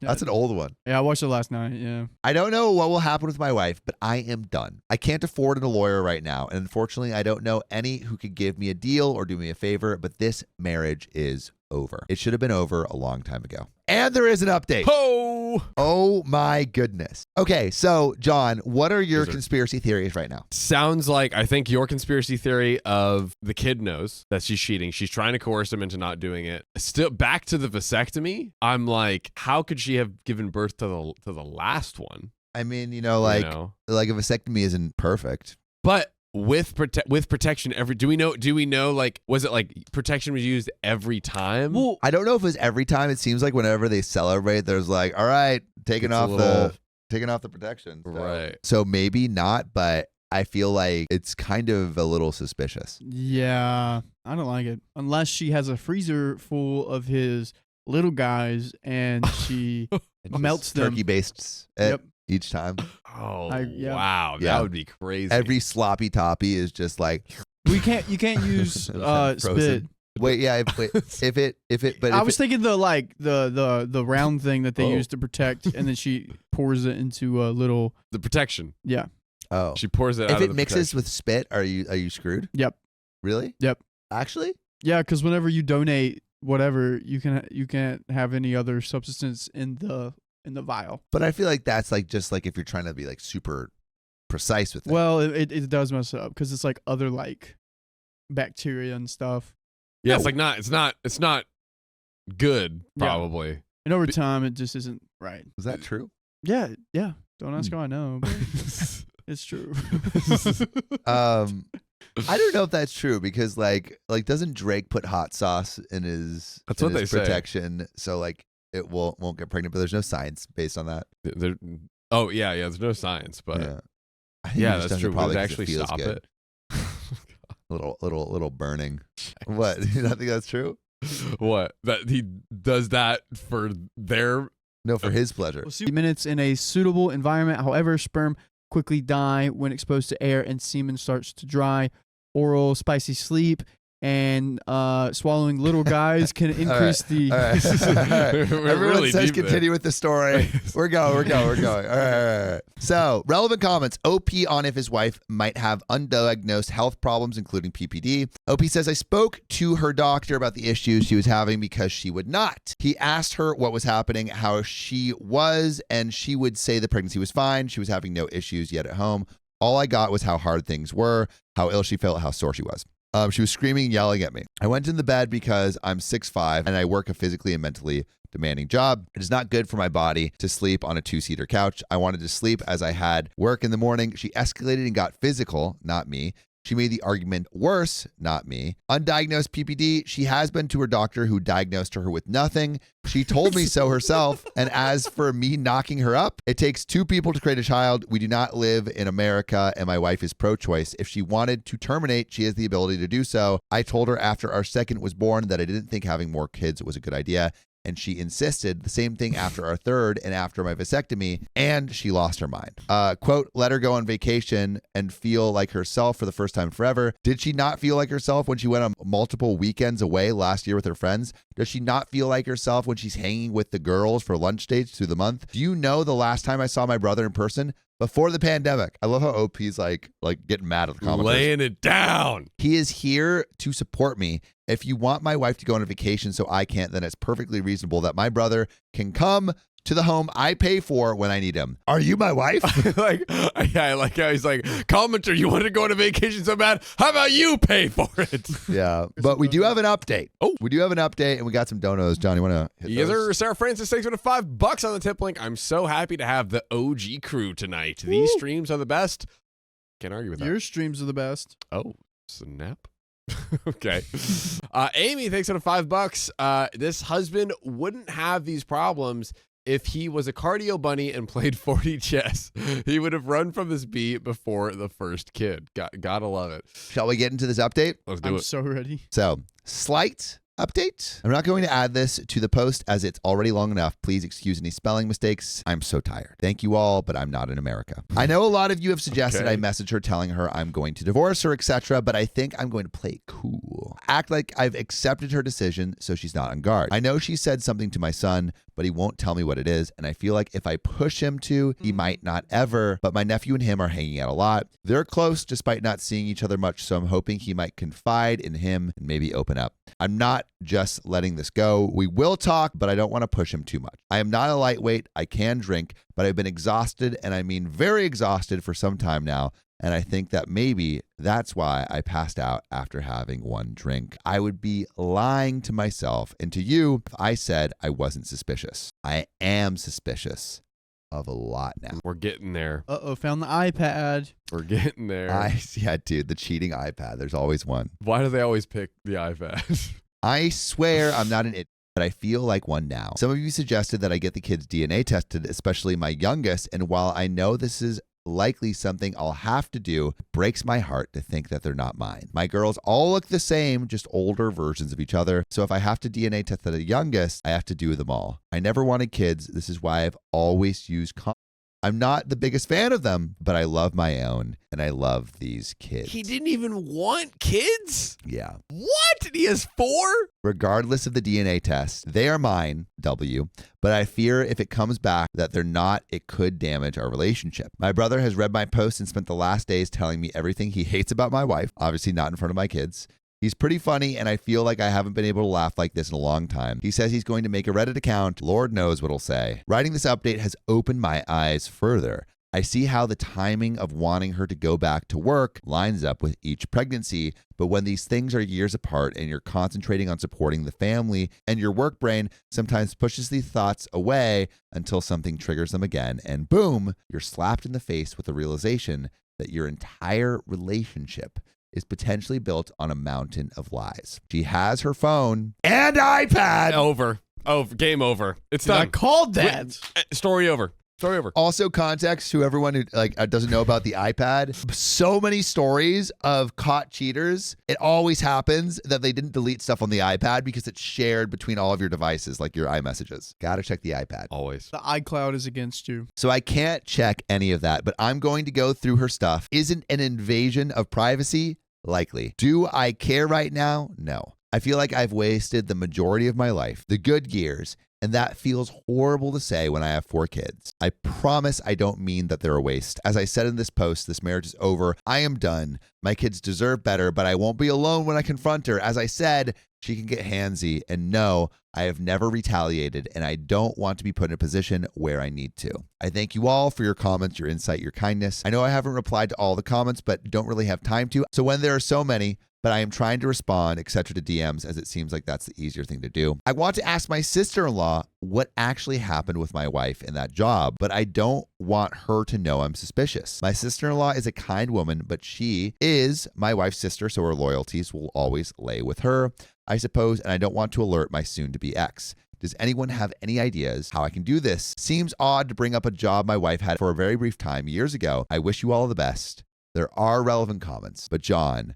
how do you think OP should go about this? Because he wants to start like getting this information of what's going on with his marriage and what's going on with his wife, but he doesn't want to tip off his wife that something might be coming. Yeah, I feel like in the recent like divorce stories, one thing I feel like we've learned is like don't take too long and drag out the marriage, but like try to get your like affairs in order before you go into the divorce, because it's like custody of the kids and like how much he would have to pay out and split his assets and like all of these other things, like and if she indeed did have like children that weren't his and all this, you know, he shouldn't have to like lose all this stuff because of that. So I think it's good to get as much like information together as possible, particularly if he's able. I still haven't have 100% clarity on if you're like legally allowed to like, because I guess it's just like a cotton swab for the DNA test, right? In many cases, your kids, you're allowed to. If it's your kids, you're allowed to. Yeah, I mean, especially if they're underage. Yeah, right. I honestly, I'm not sure. I would kind of guess so. And that would be pretty simple and easy for him to do. It's super. I mean, I don't know about the legality of it, but like you can just send your DNA to these any of the kits, right? So it's like getting that done, getting everything else in order, and then being like, "Yo, we're not doing this." I'm surprised she hasn't noticed the money yet, or maybe she never checks her bank account. She just spends it. She just spends it. She just swipes the credit card. Come on, but we got an update. Oh, yeah. Oh, gosh. But before we go to the update, we'll do some relevant comments. So, OP on accusations for not respecting his wife's needs and wants. Who's reading this and being like, you're not respecting? It's our girlfriends on the trip with her. OP, how do I not respect her needs / wants? I pay for everything and do the majority of the child / pet care and housework. I have not gone on vacation in years because I've been providing for my family. I gave her everything she's wanted for the past 17 years, and she couldn't give me a weekend with my brother. Why couldn't we both go on vacation? Because I don't randomly have the money to fund 2 weeks away for her. I can't just up and leave my 16-year-old to look after 3 younger kids and 2 high-energy dogs. I couldn't take them with me because that wouldn't mean multiple plane tickets and accommodation, food, etc. for them, as well as dog sitting / boarding for the dogs. And now, let's go into the update. You ready? Oh, I'm ready. I'm sorry it's taken so long to update. Things are not good. We suspected. Well, this update will be small. I will try to do a longer one when things get a little better. Yes, we are separated, and we'll be getting a divorce. My father-in-law has graciously offered to help. It's taken so long to update because, as most of you already know, some of the children are not mine. The big one. Some implies more than one. My eldest, my son, is mine. Okay. Ooh. My 3 daughters are not. I found out not long after my first update, and while I thought I could handle the news, clearly my body couldn't, and I had a heart attack. You're joking. This poor guy. Oh my God. What? Ah! Dude, this woman is literally going to kill him. Thankfully, my brother was with me and called an ambulance. I am recovering, but Jesus Christ, it scared the crap out of me and my family. As some of you may remember, when my ex left for vacation, I took the majority of money out of the account. She used, but left some, as I didn't want to leave her stranded. That money was about $500 or so and was gone in a few days. She used her own money that she's been making from Spicy Fans to fund her trip. Oh my gosh. OnlyFans or side piece, which is better? That's the question. This is crazy. I mean, at least with like OF, she's, earning an income. It is better to me. Bringing something to the table. Yeah, right? Come on. Yes, I'm serious. She has a Spicy Fans account. My son had offered to take the dogs out for me during his lunch / free class and walked in on his mother making content in the living room.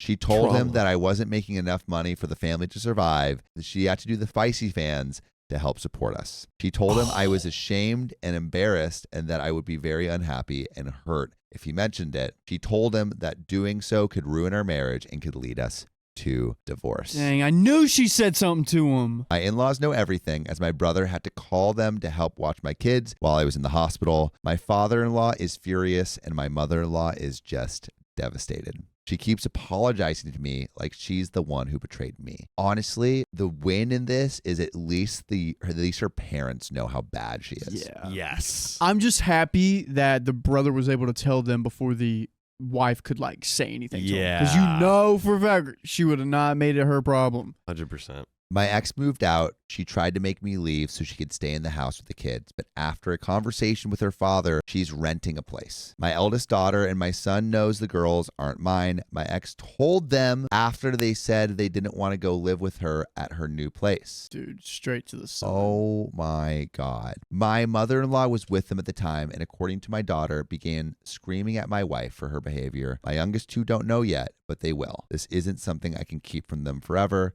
They already know that something is up. I've cut my hours back at work and have been able to work from home. It's obviously a desk job for now, but I am thankful to my boss for working with me on this. I came home to find that my mother-in-law and one of my sister-in-laws had cleared out my wife's space and made it an office/den for me. I'm very grateful for their support during this. Dude, I bet the mother-in-law feels so bad because she's like, this is my daughter, and look at what she's turned out to be. And the grandkid, she's like crazy. Who's the father? I hate to say it, but I don't think it's the same father for all three. I think it might be because she said they look all the same. Although one thing I was going to say is like, he didn't say this, but I was kind of like interpreting it as like, do they all look like her? Did she just like win the Fair Baby lottery and have 3 girls that all look like her as older versions of themselves? Yeah, maybe. Usually usually the kids look like one or like one of the parents. So yeah, and she just got a triple whammy. Yeah. Dang. Maybe. Shout out to the genes. Maybe. I know it can't be easy to take the side of your daughter/sister's ex-partner during the breakup, but I appreciate them. Well, I mean, damn, like whose side are you going to take in this? Like there's one clear aggressor. While things aren't great by any stretch of the imagination, I feel strange. Things seem calmer without my ex in the house. There seems to be more laughter about the place. Even the dogs appear more at ease. But I love the dogs. But I am so angry, which obviously isn't good for my heart. But I've wasted a huge chunk of my life raising kids that aren't mine in a marriage that was effed from the beginning. Now, please don't take what I said as me saying I regret my girls. I don't at all. They are smart, beautiful, cheeky little weirdos and love with all of my heart. But the betrayal stings. The fact that I've been working my butt off for years and she's been making thousands on Spicy Fans and been keeping it all to herself stings. I am ashamed, humiliated, embarrassed, angry, relieved, the mess of emotions in my head, but I know I'll get through it, hopefully. I need to for my kids and my dogs. If you have any questions, I'll try to answer it in the comments. And that's where that story ends. But if you want to see our comments regularly, you can join our live every weekday at 3 p.m. PST right here on YouTube. That's true. And you came in the middle, dude. Wow. You came in like the best part. I did. The worst part. I don't know if we've ever had a heart attack from the grand reveal before. I mean, that's wow. Crazy. Oh boy. It does seem that his life is like very much rapidly heading in a positive direction. Yeah. I mean, he's dropping dead weight. He's dropping dead weight. Oh yeah. I'm speechless, dude. I want to know who the father is. Yeah. And if is it like a bunch of different people, or is it like her only or her Spicy Fans co-workers? Or does she have, honestly, I was thinking if they do seem to look alike, I wonder if because we've had a story before where I don't know if it was cheating or this is like their cheaper IVF, but they found someone who looked like their partner. Oh, yeah. You know what I'm saying? Yes, I remember that. I remember that story. So it's like, and then you just have because they had a type. Yeah. So it's like you have the same kids, and they also, them all looking the same probably helps the illusion a lot. Yeah. Because if they're all like, if you got like an Asian, a black kid, and a white kid, you're like, okay, this is obviously wrong. Yeah. Something's wrong here. I am none of these things. Oh, can we please find a Reddit story where that is? Yeah. Like she has a kink for like all races, basically. And doesn't and the guy doesn't realize until much later. He's like, yeah, like I guess it was weird when I had 3 Asian babies. No, I want one from every single race. You want the whole rainbow. I want the whole rainbow. Yeah. Beck Apocalypse says, my 2 kids have different fathers. My daughter is my doppelganger, and my son looks like a mix between my brother and my cousin's son. So it's like, okay, you can have 2 kids from 2 different fathers and still have a lot. Yeah, they look alike. Like the genetics can work out to where you basically might not be suspicious. Yeah. Well, if you love us, make sure to subscribe. We love you. And see you tomorrow.